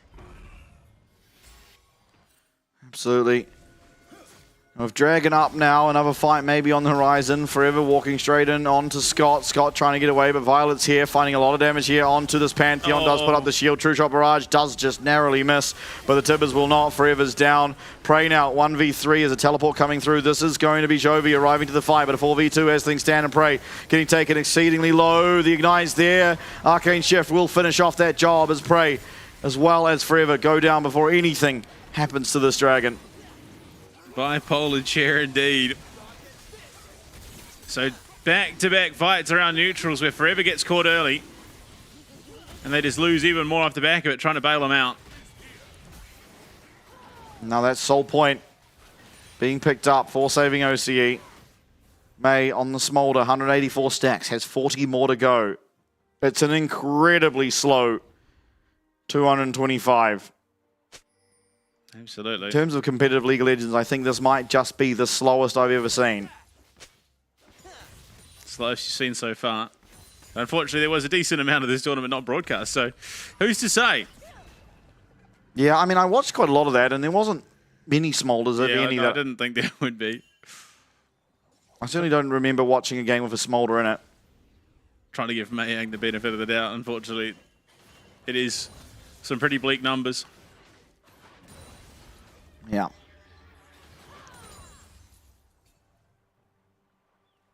Now, Baron is alive. It's Saving Oceanic who even up the gold now, but have the benefit of all those dragons, have the Artican as well. Far from out of it, our Polar Chair, but unfortunately what was a massive lead has now certainly gone to the wayside. Dore up 2k individually. And it is Forever that's up 2k for himself, which is why this gold lead does look so close. Jovi as well, ahead of Kyose. Despite the 1k gold he was able to pick up. 199 stacks. Much like a cult. One off from ticking over 200. He still needs 25 more, of course, but 199 is such a gross number. Please round it up, mate. 3-0-4 here for Violet on the Israel, having a great game for himself. I believe he went deathless in the last time he played Israel against them as well. Just 5-0-4 by the end of that game, if I remember correctly. No, 5-0-9, sorry. But he was also playing into a Corki. Now, Jovi and Forever down this bot side. If Forever does show himself, it will be the trigger pulled on this Baron almost certainly. You see Kyose channeling that recall. Trying to get back to defend the pressure here. Pings, though, going down onto the Baron. Teleport available for not available for Jovi, but they do have both the ultimates, Weaver's Wall, as well as the Hero's Entrance, or the Grand Skyfall rather. Only 15 though on Jovi. Oh, Kyose takes a massive chunk of damage, and that Redemption comes and spots them out. Scott on the backside though, May's going to get taken out, the flash forward. The decisive trigger pull. And that's a quick 2 kills found. Kyose and Violet finding them.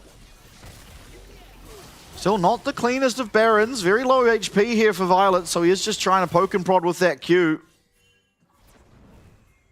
Even looking to play spoiler. And teleport coming in. Nice dodge, but won't be able to dodge away from Scott's hook. Now Forever will be going down as well, and this will be the Baron. Maybe wonder if there is an element of series fatigue here. It was a long day for Polarchair last night. Luckily, they had more time to recover, I think, than some of us. Will be the Baron. Saving OCE now from what was a horrific standing in this game. Now find themselves much stronger. They have the 3 dragons. They have a Baron buff for the next 2 minutes and 45 seconds. Oh, 6 stacks to go. Come on, mate. Here's 3 more.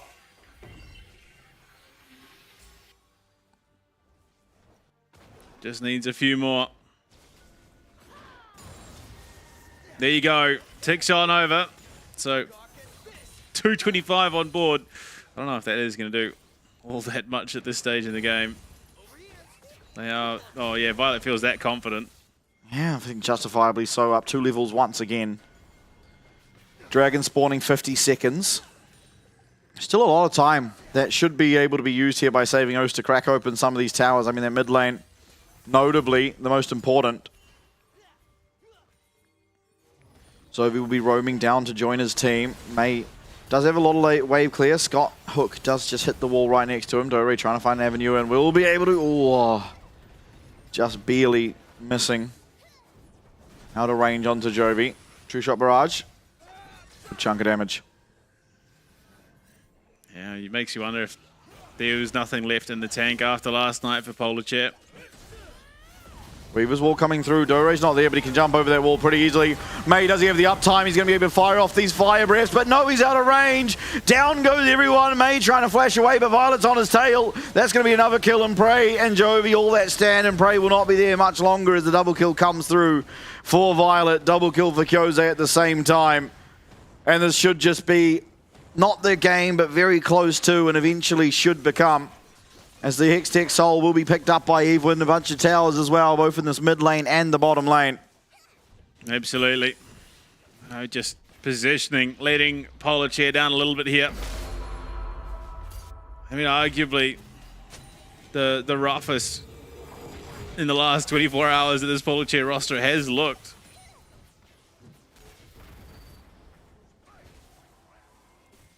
Absolutely. I mean, they're in such a commanding position. Unfortunately, all it takes is one fight going wrong. Grand Skyfall, and they're going to be able to take a kill onto Dore. Flashes away, but the Gromp's aggroed. Down he will go. Thank you, Mr. Gromp. Polarchair's MVP and new mascot.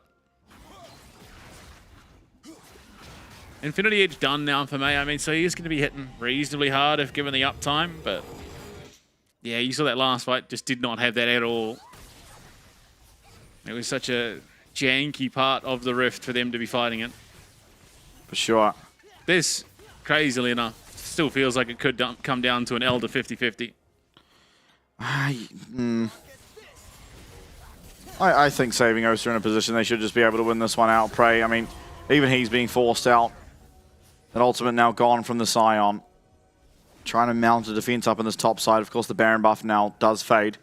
So they won't have those Baroned up minions, and Smolder should be able to clear away the wave. But we'll see if saving OCE are able to get aggressive enough to maybe look in. They do see Scott, they do see Kyose. They're going to pull the trigger onto this Nautilus. Do they have the damage to take him out, though? That's the question. Evelyn able to get that ultimate down. Yes, Evelyn is going to go down, but so is Prey. So rather, Scott does go down. It's a 1-for-1 currently. As Violet's still well and truly up and available. Seismic Shove will not connect onto him. These Mystic shots, if they land, they do so much damage in the mid lane. Dore prepping another wave is going to be marching into this red side base. And with so many members now having to be committed to this side of the map, it should mean that this tower up in the top lane can be cleared out by Violet as this minion wave does approach. Yeah, I mean, 4 minutes, in theory, they could hold off for that, but it'd be hard pressed. It would rely on them not getting caught at all, which is made all the harder by the fact that Violet is playing a phenomenal game. Yep, 7-0-6. Great game as usual for him. Even just standing here, protecting, making sure no one looking for a flank. Unfortunately for Forever, not going to be able to find anyone walking into his side of the jungle. So, Elder Dragon, Baron, more importantly, in a minute and 20 seconds. Once it does come up, you have to feel like it should just be able to be taken here by saving OCE, and with it, probably the pressure to be able to take the game. This is confused. So Baron's a minute away. Yes. No vision whatsoever from Polar Chair. And they're all down here on the bot side looking to try and maybe set up a play off the back of Jovi. Yeah, I mean, if they get a pick, then maybe that gives them the ability to contest for this Dragon, but Dore on this Aurora is just so slippery. Even if he has to use the ult, you'll feel relatively okay about that. Oh no. This Hextech Soul is kind of broken.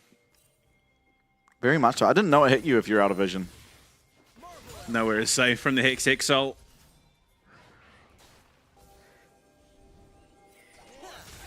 "30 seconds to go. Vision is going to be... There is none, unfortunately, for the side of Polar Chair. At least this time they do have a big health bar to walk in behind, but unfortunately Violet is cutting down the Scion quick, fast. 2 items to 4.5. Nearly full build here on the Ezreal. Yeah. Armor Pen is there for me, at least the last Whisper is. Oh boy, numbers are hard, and so is the gap in the top lane. Yeah, and unfortunately the AD carry gap is just as big now. Yeah. As the Baron will be started up. Oh, and the bodyguards are in position. They are. I mean, maybe Rio pulls the trigger on the ultimate, but it does feel like they are just going to have to give this one over. That's all but certainly game then. Yeah. Do they look for the recalls even? It doesn't look like it. I don't think they need to. See Prey in this bush, going to be able to come out, try and push that wave, but Evelyn's straight onto him, maybe even forcing away the ult. Actually gets the knock up and flash away from Prey, but he's stunned. Kyo's able to connect with that Q, and now Prey desperately trying to run away, but Evelyn gets back onto him. All it takes is a knock up, and Prey unfortunately will fall. Scott comes in, secures the kill. Found the opener. He's fine. Found even more for himself. Jose teleporting back, seismic shove lands, but it's only onto Scott. Not a whole lot of damage coming down onto him, and May not even finding the uptime to land on these Qs. Glacial Fissure comes down only onto Evelyn.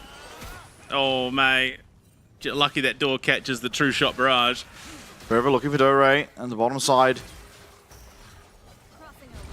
Able to jump away. Guardian Angel is there for Forever if he wants to potentially look for Evelyn goes in, May flashing away, able to create the distance for the time being, and Violet's going to have to flash. Forever does manage to get one kill, but it's only the support going down as Evelyn still in between absolutely everyone. Violet feeling completely unperturbed, able to go forward. Coach Kyose does go golden, and Forever is just barely living. May trying to find those executes. Violet 1 HP. He does burn down. That's one kill going the way of Polar, but unfortunately, even though Prey has respawned, the damage is insurmountable, and it is going to be saving OCE, taking the second game of the series and a quadra kill for Dore to finish it off. Oh, denied the Penta, but what a showing from saving OCE. They start down in a position where it looked like maybe Polar Chair were going to be able to wrench this one and force us to a 1-1 in the series. But they just stay the course and establish massive leads top lane and bot lane. Give no avenue back in for either May or Prey. Yeah, absolutely. And well, a 2-0 start. Yesterday, we did manage to get to a 5-game series after a 2-0 start for Polar Chair, and it's going to be up to them to now bring us to that once more.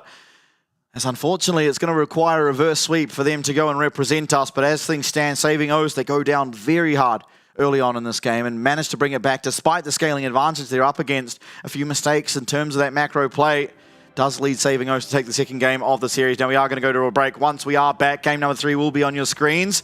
We'll see you there.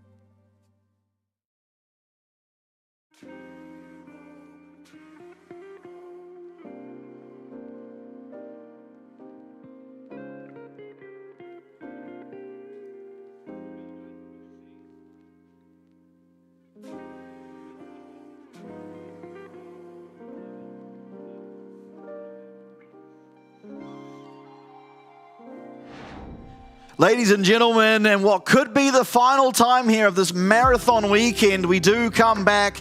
It's 2-0 in favor of Saving Oce. Polar Chair get themselves ahead in game 2 by a reasonable margin, but unable to capitalize, and now all momentum heading into the rest of the series, going the way of Saving Oce, and it's going to be a pretty big uphill battle. Yeah, I mean, you look at the series and how it goes, and the two champions that really helped Prey get these big leads in the top lane and establish dominance over Doraemon gone, have not found any success whatsoever. And we've talked about where Prey has really shone in those champions, and I think it's about time. I think it is about time you get him something that he's going to be strong on, because at the moment... Let's get some brawling up on that top side. Is that what we're suggesting? Yeah, I think so. Just some battling? Absolutely. Yeah. I mean, ultimately, every game he's played the Camille, he's played the Fiora twice.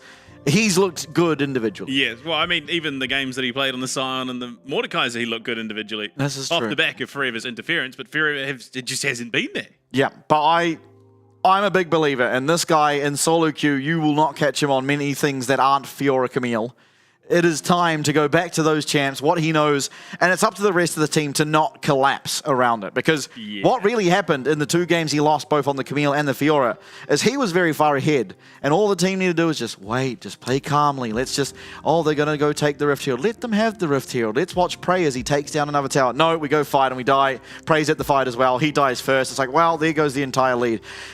If he gets these champions that he's very, very good on, gets himself ahead, and the rest of the team are able to be a bit more calm, a bit more composed, just clear out the minion waves, give him time on those side lanes, it could be a recipe of success. Absolutely.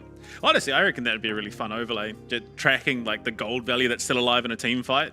That could be, yeah. You look at it like the obviously, by the end of that game, the Fiora versus Camille game, he was up 4.1k gold. He died so many times first, and that 4k gold lead is just immediately gone. Yeah. So I reckon potentially there's some shenanigans that could be had with that. But I mean, is he going to be allowed to go to it? That is the question.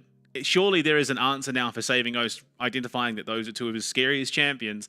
There has to have been an answer draft, because their draft this time around has really played well into them. It is Jax. Jax is the answer. Unfortunately, that's the one champion that does pretty well into the entirety of Prey's champion pool. I mean, there is counterplay when you look at the Jax versus Fiora matchup in particular, where it's like, okay, Jax is using Counter-Strike. He can either use it early and get the stun, he could use it late, and then you have the parry to try and counter that. If you find the right time, then Jax just gets one shot, but it becomes this game of cat and mouse. And it's a very entertaining one where ultimately if you do get it right, you get the kill. If you don't get it right, you're probably going to die. But it is an answer, and it's a champion that Doraemon's very good at. So does he go for it if the Jax is open? I think at this stage, I mean, he's played that matchup almost certainly 100 times, 200 times more than Dore's played. So you should have that confidence to do so. Obviously, it will create a hole in your team composition where the team fights are just strictly going to be weaker for your team, but you're not trying to win through the team fights. Now, yes, in competitive play right now, split pushing isn't the most viable win condition, but we are not looking at the LCK. This is not T1 up against GG that we're watching, right? There are definitely a lot more mistakes that happen in terms of that macro that are exploitable, and split pushing can be a way to exploit that. Yeah, I mean, it is one of the things I grieve the most is no longer being an active part of the game is the base race. You look back in the early years of League of Legends, these big fights happen, and then it becomes about stopping the recalls because your top lane is just down there bashing on their base. But you saw that Prey very nearly got it over the line, wasn't able to. But as we head into the draft, Polar Chair have blue side. Yep, choose blue side for themselves. And take a look at your screen. They've banned Ambessa. Yeah. You thought something exciting happened, didn't you? No, I mean, the Yorick is a slight deviation from what we've seen, although not a massive one. Ambassador has just been the go-to off the rip first, and then there has been some interchange through that second and third ban. Aatrox, Nidalee, and Grelio. Oh, surprise, shock, horror. The champions that have been banned the most against Polar Chair throughout the last however many days. Yeah. One more ban for each of our teams. Renekton going to get taken away. This is Galio trying to suggest the Camille or the Fiora. I think you just have to. They did ban those 3 champions and a Rumble at a certain point when Prey picked up the Gragas, but that really didn't net them all that much. And yeah. Okay, so all right. Shock Horror, Galio. Who would have thought? Nico, good first pick. That's a very, very strong first pick indeed. You know, one champ that's very good against Nico, very bad champ, but very good against Nico, Janna. Janna, very good at denying Nico engages. Not many champions have as good of a time at doing so as that, but I don't expect to see it because it is just so pathetic in lane. I mean, you got games to play with here if you're saving O, so maybe there's an avenue. I don't think it's worth it at all. That is a bold pick. And Rakan is still available. Yeah, it has to be the Rakan, I imagine, but that is a very bold pick, considering we don't see anything. I mean, right now, Polish here, they have the Nico. Like now, while you wouldn't really want to pair magic damage with magic damage, you can just go the Ziggs in the bot lane. Xayah all of a sudden cannot play the game. We've already seen available if you want to go for the Nico Kai'Sa angle. There's not really all that many. Oh, Vi's still available, but again, it's a Xayah. It's a Xayah. You're trying to play range. You don't want to play hard engage. Zibba. Okay, well that's something. Xayah will struggle with the boomerang blades, but in general, they are the equal range AD carries. Another champion that may have found success on the Jarvan coming through. So, yeah, like we've talked about, a decent enough counter to the Xayah. It's not going to be a guaranteed lockdown, but obviously she can't get out of the Cataclysm without Flash. Yeah.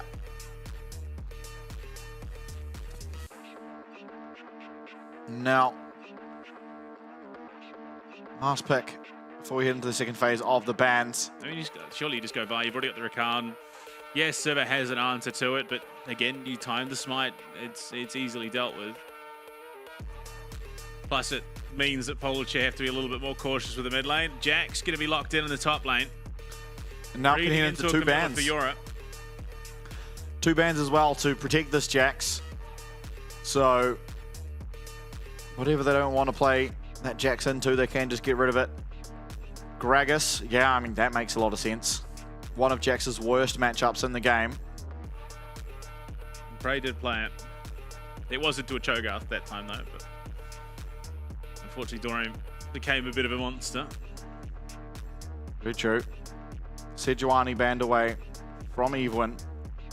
Not likely to be the champion he goes towards, to be honest. Yeah, I would have thought maybe a Vi ban. Deny some of the natural pairings that the Rakan has. Allows you to be a little bit safer in the mid lane as well. There's the Fiora. So that Cannon Mouse one is gone. Camille much worse into the Jax.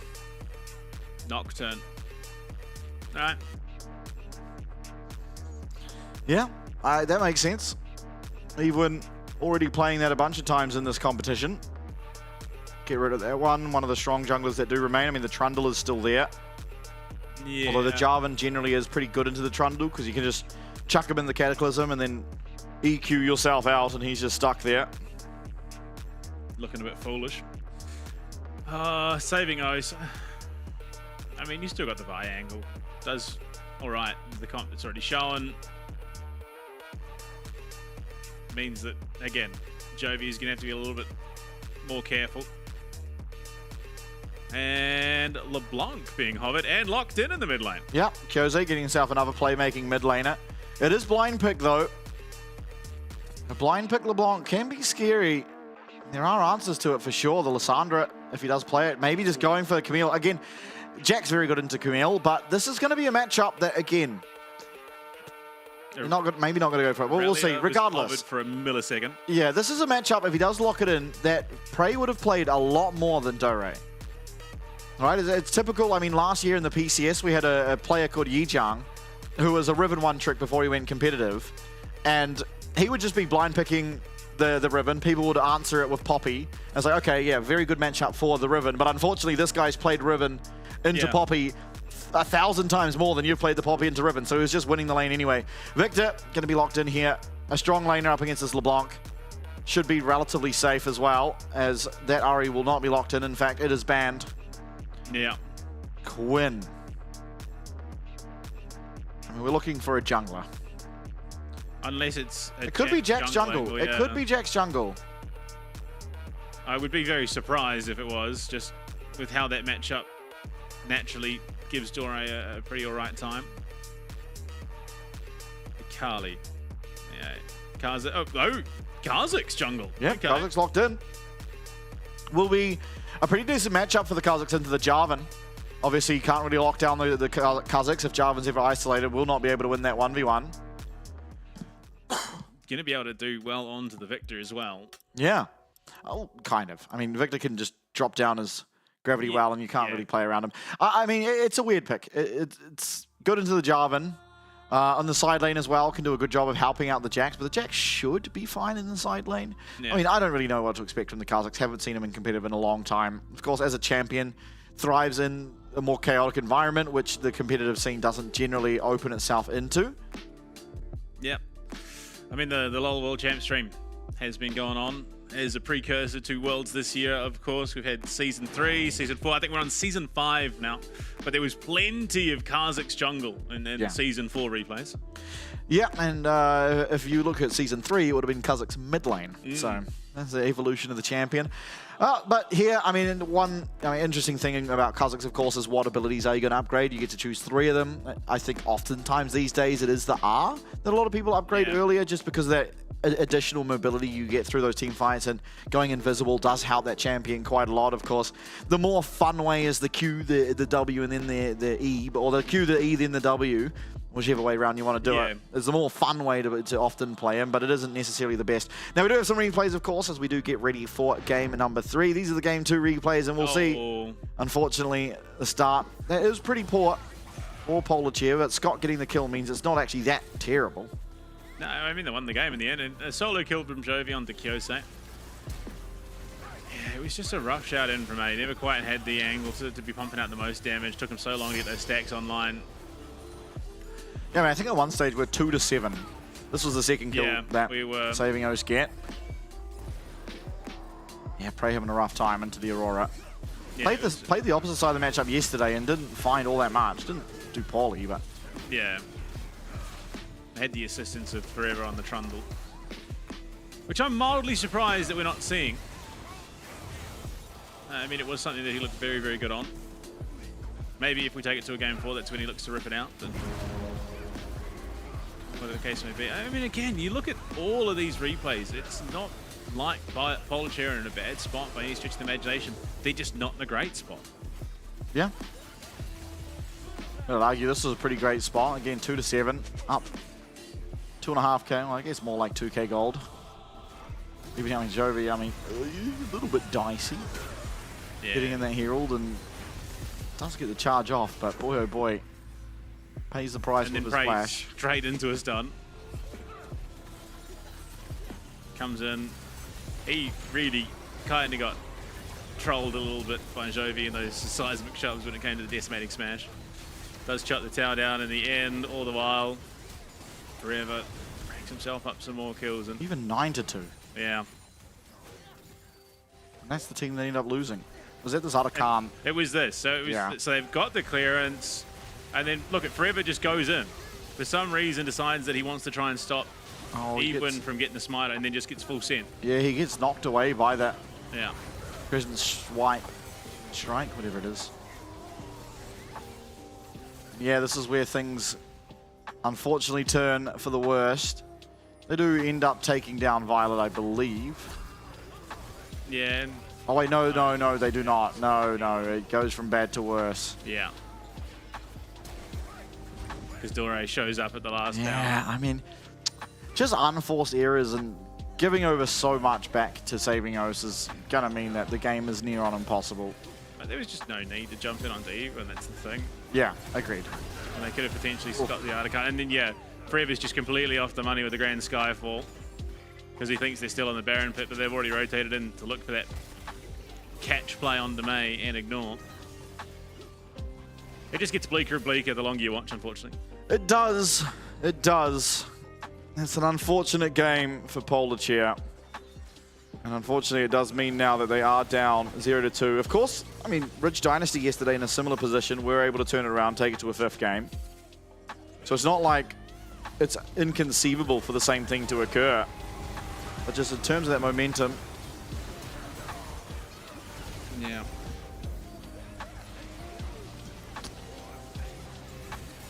It was an interesting day, to say the least. Yesterday. Last night, this morning. 5:30 this morning. Take a look at the final clip. The end of this game, I mean, Dore is so strong on the Aurora. Prey, you cannot say the same for him on the Scion. I mean, he was tanky, but very little did that matter. He was kind of just a non-factor for the most part. Very much so. 2-0, saving O's. They are one singular game away from representing Oceania over at the wildcard tournament. We are going to head into game as the Rift has been loaded up. Everyone is in. Yeah. There was a pause, so that is why everything's frozen. Getting rid of that little buffer that the custom games does. Or actually just spectating does when the game gets paused, but that's only in custom games, so. Yeah, and I mean, saving O's, like you said, one game away from trying to live up to their name. Yeah. And saving O's. Yeah, sometimes I wonder if they stole that from my Discord, actually. Very possible. No. Yeah. No, identity theft is a crime. Obviously, last year, November, I hosted a tournament here in O's, just being that there wasn't nothing. That's crazy. And the finalists from that tournament, in fact, both, the captains of that team are both playing on the Saving O's team. Kyose in the mid lane was against Violet, who during that tournament was playing support.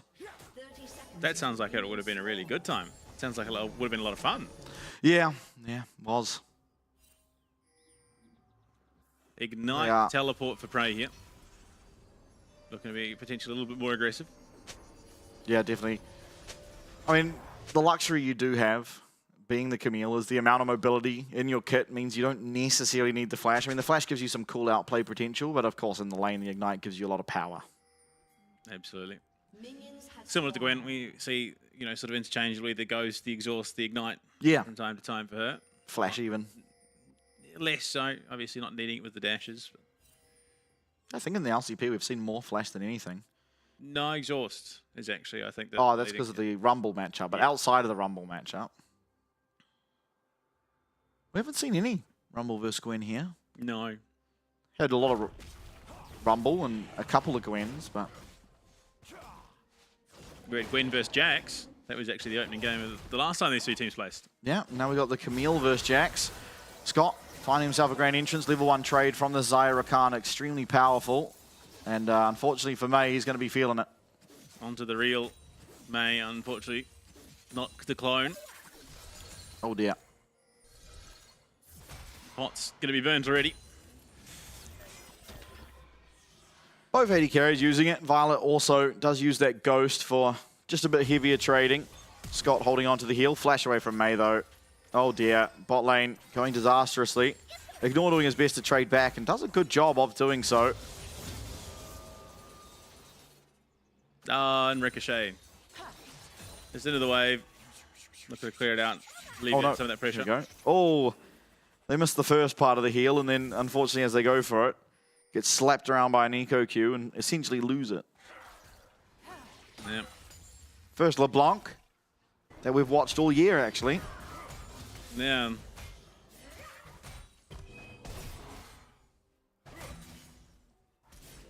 Oh boy. Oh, not again. Spell shield around this time. So going for that second instead of the Q. A little bit of added safety on the Sivir.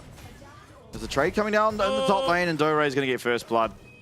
The Ignite going down, but the flash advantage means despite the CC connecting, Dore is going to be able to flash, land that counter-strike, and unfortunately take first blood. And it's a very volatile matchup. Once you get that first blood, things are going to be pretty rough for you as the Camille. Unfortunately for Everett, spotted there. They weren't going to be able to find much of anything off the back of it, and just a little bit too passive from May and Ignorant to force the issue. Kyose suffering at the hands of the victor, but somewhat to be expected. Yeah, definitely. Boy, so is Prey. Oh, lordy. He's just TP'd back in a lane. Nothing more depressing than your first recall coming back and your item is a glowing moat. Oh, and Evelyn's here as well. Oh, yeah. If this kill goes down, I'm almost ready to just call the game. Prey Yeah. Gets the shield. Oh, narrowly able to live. Gets level 4 now. Gets the heal as well. Gonna be able to get one of these kills, surely. Dore so low, even with the flash, and nothing. Nothing found. Playing that perfectly. Prey trying to work out which of the two will tank the tower. Guesses wrong. So close, but so far. 2 kills early.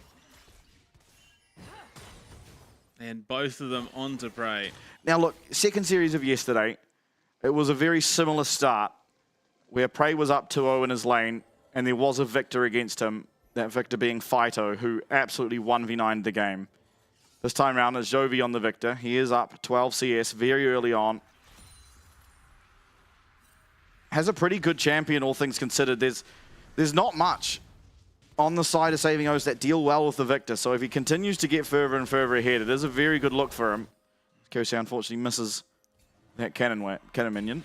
And all very low range for the most part. Exactly. These are the comps that Victor's good against.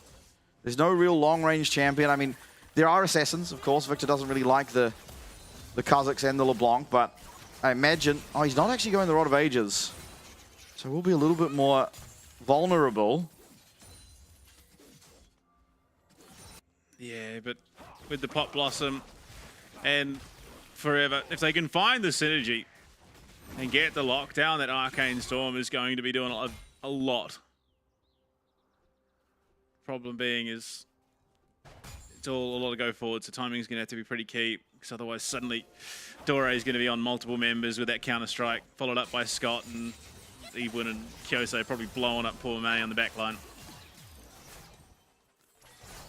Yeah, very early 1k gold established. Oh, this top lane is disastrous.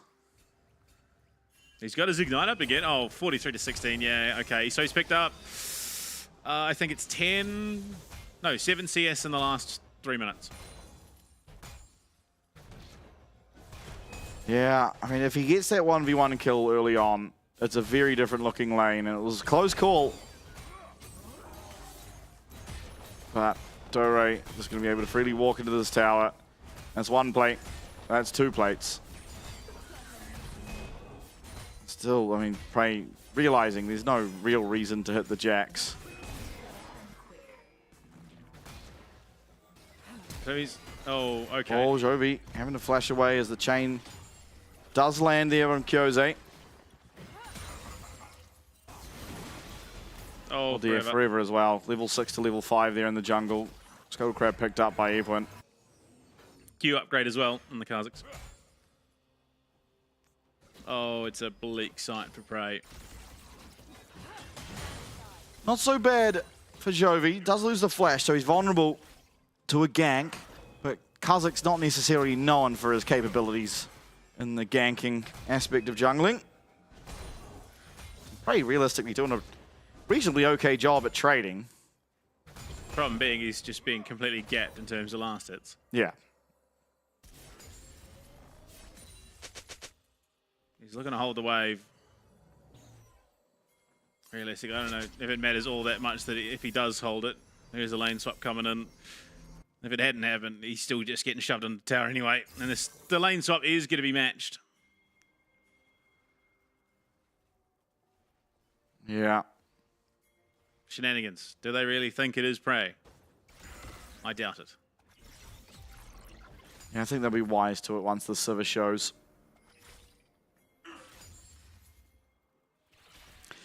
Yeah, bleak start. Game 3, potential of a 3-0, which is kind of surprising considering yesterday. Evelyn and Scott up in this area. They don't have the quickness. Ghost going to be popped here by Violet, but not finding all that much for the time being. Evelyn comes on in. Pop Blossom's going to land onto 3. A lot of damage coming back from May, but it's not going to be enough at this stage of the game. Still, Evelyn getting taken very low, popping the ultimate, getting himself clear of that comeback of the boomerang. Oh, health bar is very low, means that these Void Grubs at least should be able to be picked up in their entirety, and no dragon yet found. Yeah. Slow start to the dragons, honestly. You would have thought for Evelyn that as a Kazakh, he takes those reasonably well.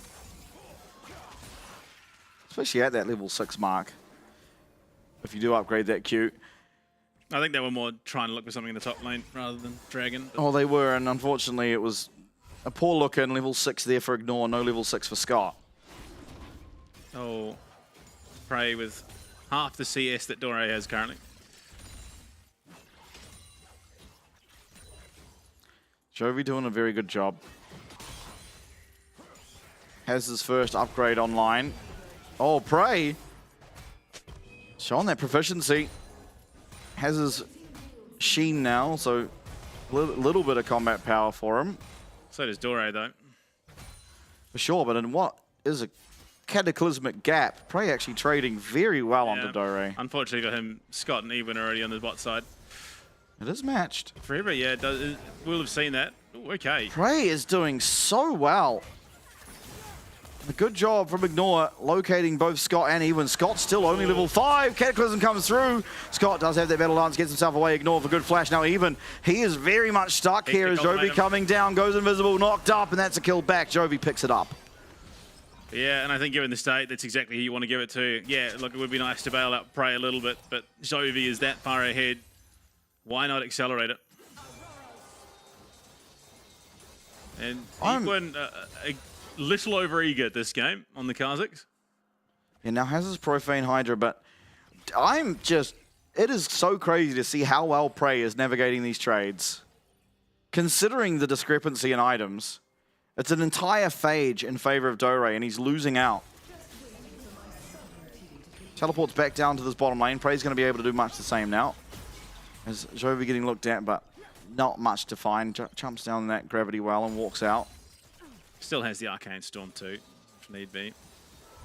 All the while, May is just ramping up. It is a pretty even game for those bot laners.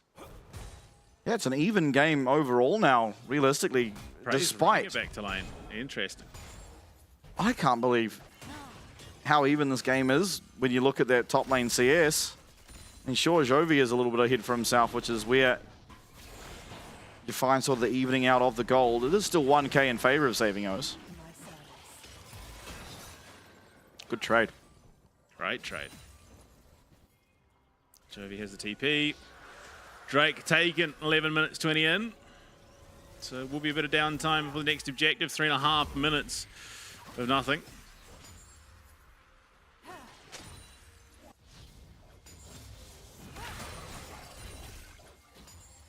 Very confident build out of Jovi, just going for that one shot. Of course, everyone very squishy on the other side, so it could pay dividends, but you'd kind of like against champs like the Jax, the Kazakhs and LeBlanc to have that Rod of Ages. Obviously, he has a lot longer of a ramp timer. Absolutely. Absolutely. But I suppose if you're ahead, you want to stay ahead. Gives you... I mean, I was going to say it gives you some pretty decent wave clear, but it's not like they're suffering. Oh, Pop Blossom is going to be matched by that Featherstorm as Ignore trying to run away. He's going to get locked down. That's going to be the Feet of Warfare claimed. Violet getting himself on the board now. And the mid lane as well. The gank found. Even able to take down. And Dore 2v1ing. Oh, my lord. It was a quiet few minutes there. Oh, my God. Dearie me. The utter collapse across the rift. The only person left alive is May, as everyone else falls. And the 1-6 now the kills. And that gold lead has just exploded. Yeah, and I mean, we go from forever almost perpetually in the top lane, helping set up Prey in last night's best of fives, to him just leaving Prey to fend for himself.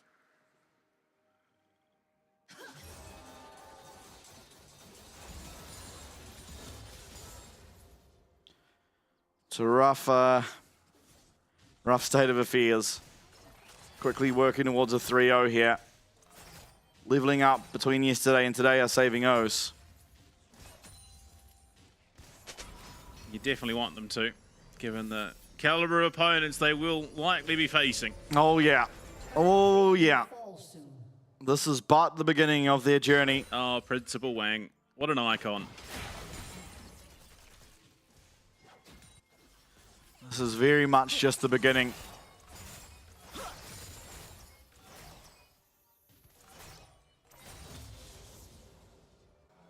Violet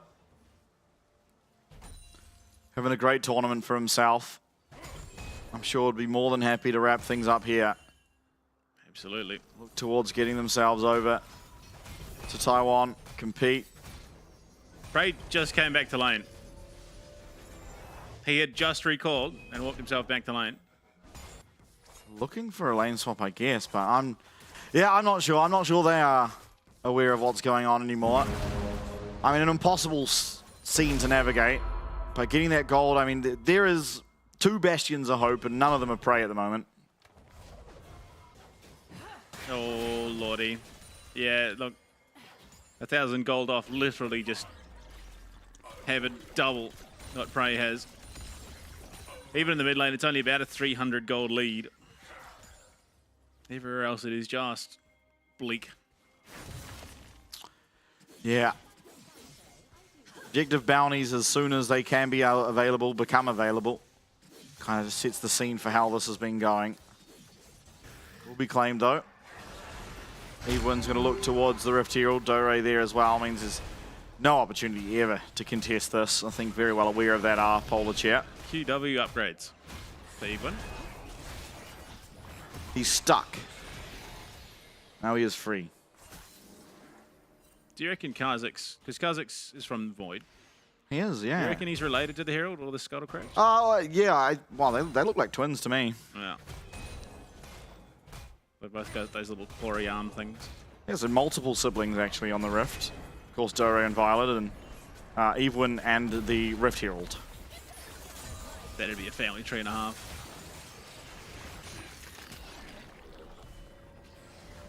Taking down that mid lane tower now, saving OCE. In a phenomenal position. I mean, very much saving OCE's game to lose at this point. Oh, yeah. Oh, yeah. To Prey's credit, he has somewhat brought that lead back. But you look at it, Dore as well, on his way to his second item. Prey does not even have boots. Boot schmoots, I say. Oh dear. Oh, we're about to say Prey Schmay because he's 2 levels down, and I mean, the fact that Dore is just not going to fight. I suppose, yeah, likely knows that there is support on the top side of the Rift. Boring. Just fight him.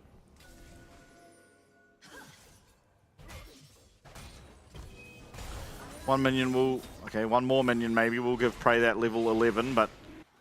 Evelyn getting that dragon dealt too. Oh my lord! Violet going to be able to pull the trigger on that Feather Storm, and Pop Blossom coming through, lands onto him. Prey coming in as well. Oh, the Blade Caller takes down Ignore. Jovi's teleported in. Dore, Coach Kyose, that's another kill going over. Prey picks himself up one at least, as he does find that nice Q2, but unfortunately the shutdown's coming through. It's an ace. 17 minutes into the game, going the way of saving OCE. Pog win indeed. Yeah, that was just an absolute shellacking. Couple of items of gold. The shutdown picks up. Pings going down. Someone is indicating something.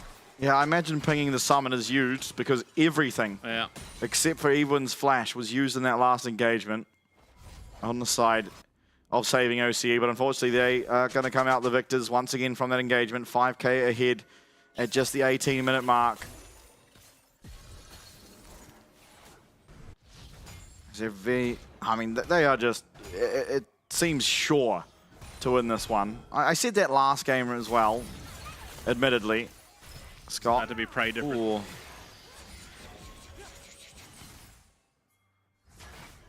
What about for Ignore does get him away from that grand entrance now. Knockout lands. There's a lot of damage coming down here onto Forever, but Violet taking a lot as well. But in comes Kyose. That's Forever down. Evelyn in the back line. Ignore's going to fall as well. Can he find anything more? He's certainly looking to do so. Double kill. And Evelyn 5-1-1 on the Kazakhs now. Finds another 3. 3-14 the kill score. 7k it's approaching. 2,000, well 500 gold rather, for each kill that they found essentially. Oh dear. Kazakhs for the first time in a long time dominating the Rift again. Oh, Prey. Hextech ultimatum there, does miss. No way out for Evelyn. Should just be going down, overstaying to try and take that blue buff. A good shutdown found for Jovi. Kyose says, cool, I'll take that blue buff, thank you. Oh, there's some pings. Someone's pinging something. I imagine summoners. Nah, it's got to be Morse code. Ooh. Doubtful. Comms are getting hard. They're in the walls. They can hear us. Yeah, I mean, targeting up to this top side, but LeBlanc, one of the most famously mobile champs in the game. Prey does look for a trade, but that is Kyose happily taking it. I think overstepping his mark here, Prey on the Camille. Is just going to get taken out. Quick, snappy. Kyose will be very happy with that one. 4-0-4 on the LeBlanc is Kyose. And is actually leading in terms of CS, surprisingly. Oh, they made it a little bit more cookie cutter now. You get mana back from queuing. Yeah. But he's down about 20 against Jovi. That's true.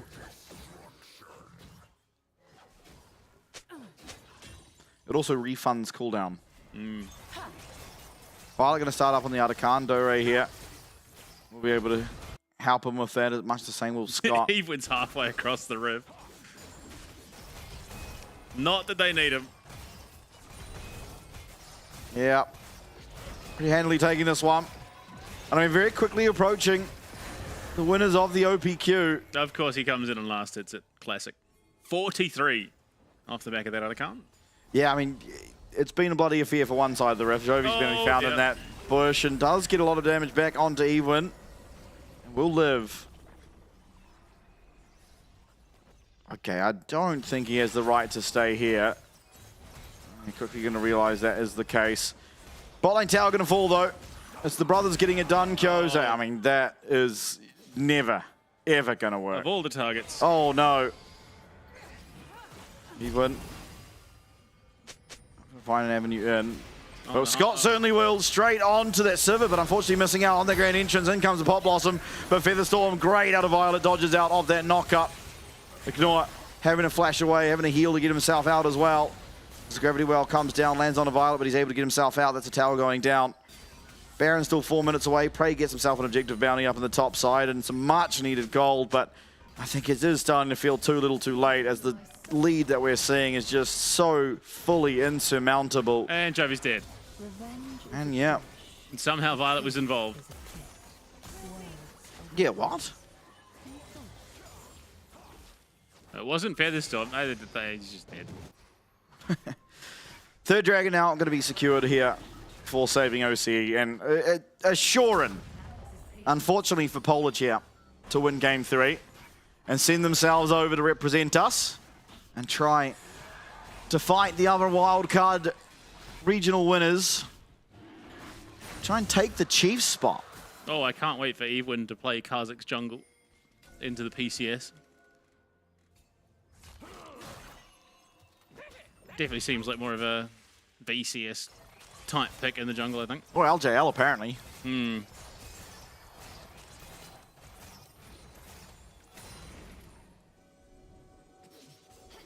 Top tower should realistically be falling. Kyose, oh my lord, the damage.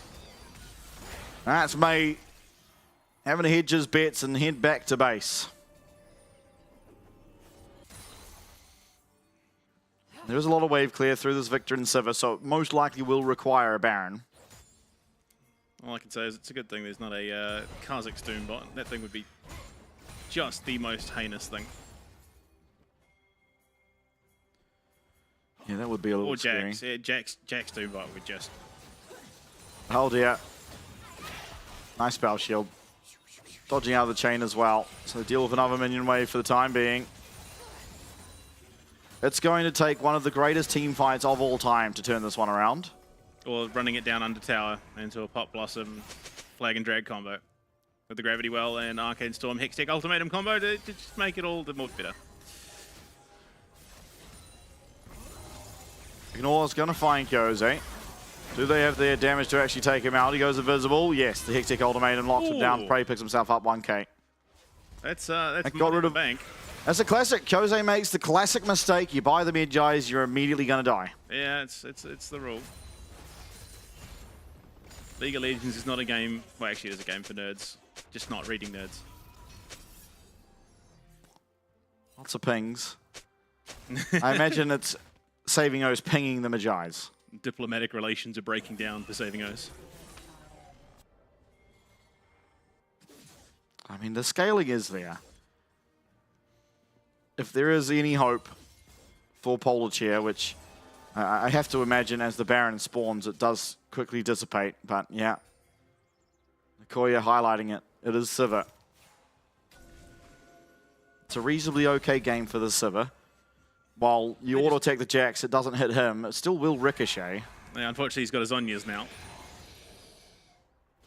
The problem also being is that Polar Chair just have not found the spacing that they need. Like, they've always just been in a horrendous spot to actually be able to contest. Oh my lord, 152 to 230 in the jungle. Didn't realize it was going that poorly. Once again, the Jarvan just a really rough look in for forever. Baron will be going down completely uncontested. And I think as it falls, the game most likely will too. And even Violet, he's got that IE as well. So we're well past the power spike situation. Okay, trying to look on Dore, but let's be honest with ourselves here, guys.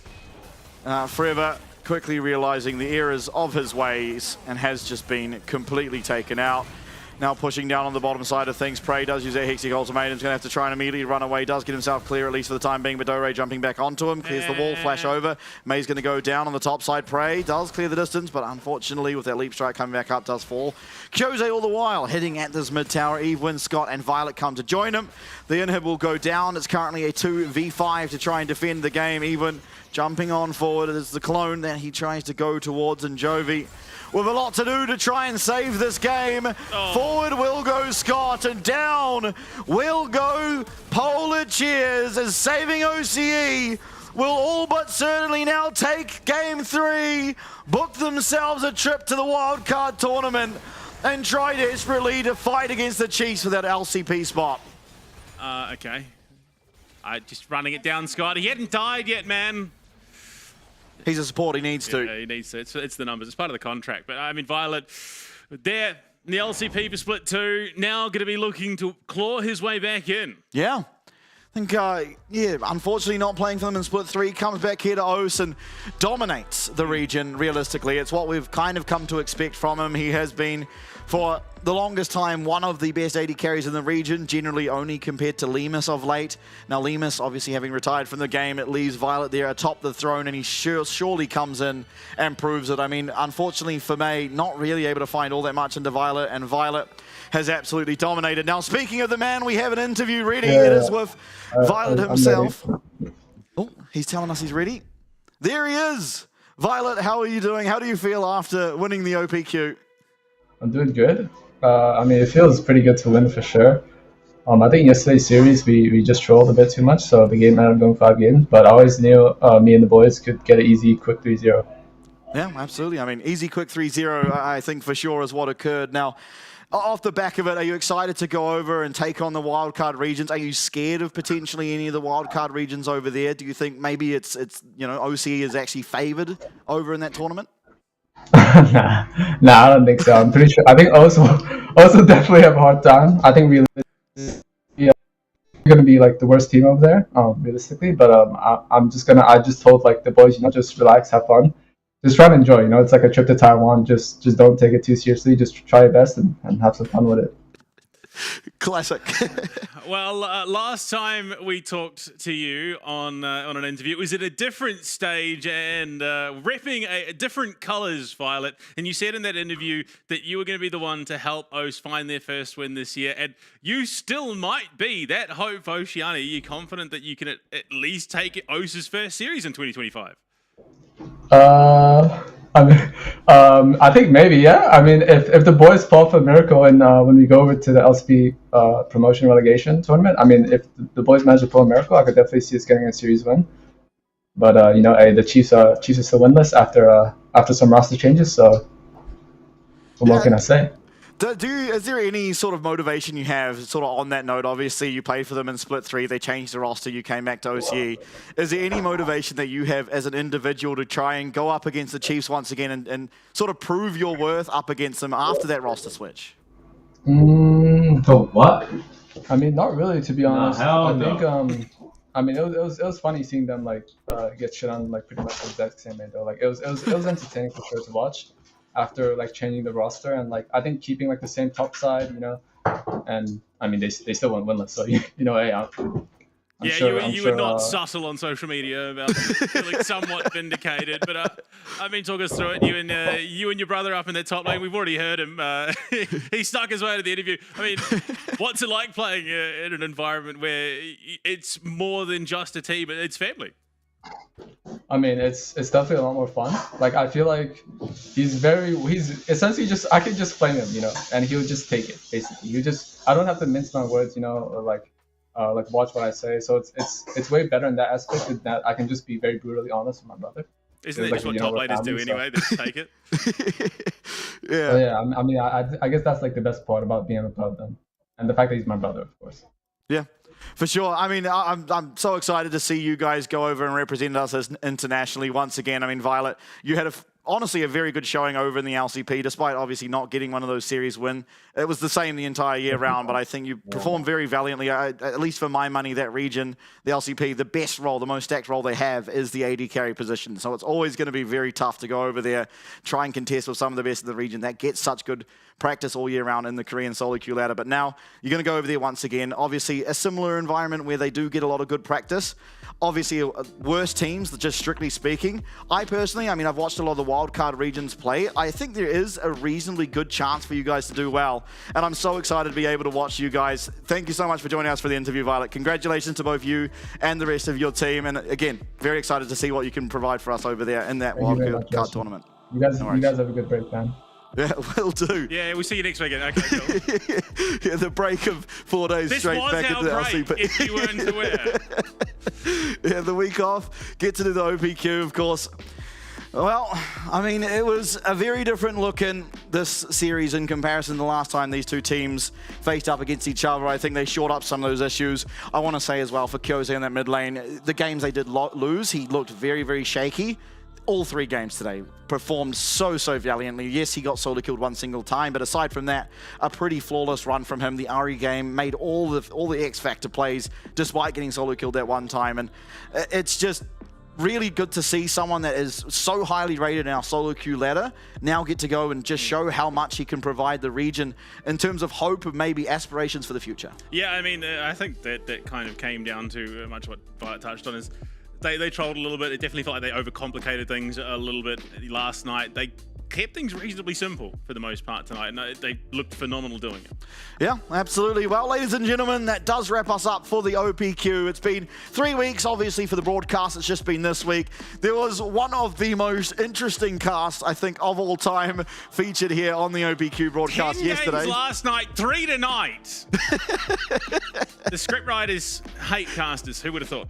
Absolutely. But we are going to wrap up the show now. Thank you once again so much for joining us today. Thank you so much for joining us the last 3 days. We will be live on the LCP next week as we do head to Da Nang very, very shortly. But for the OPQ, that is everything. Thank you so much once again, and please support the team as they head to that wildcard tournament.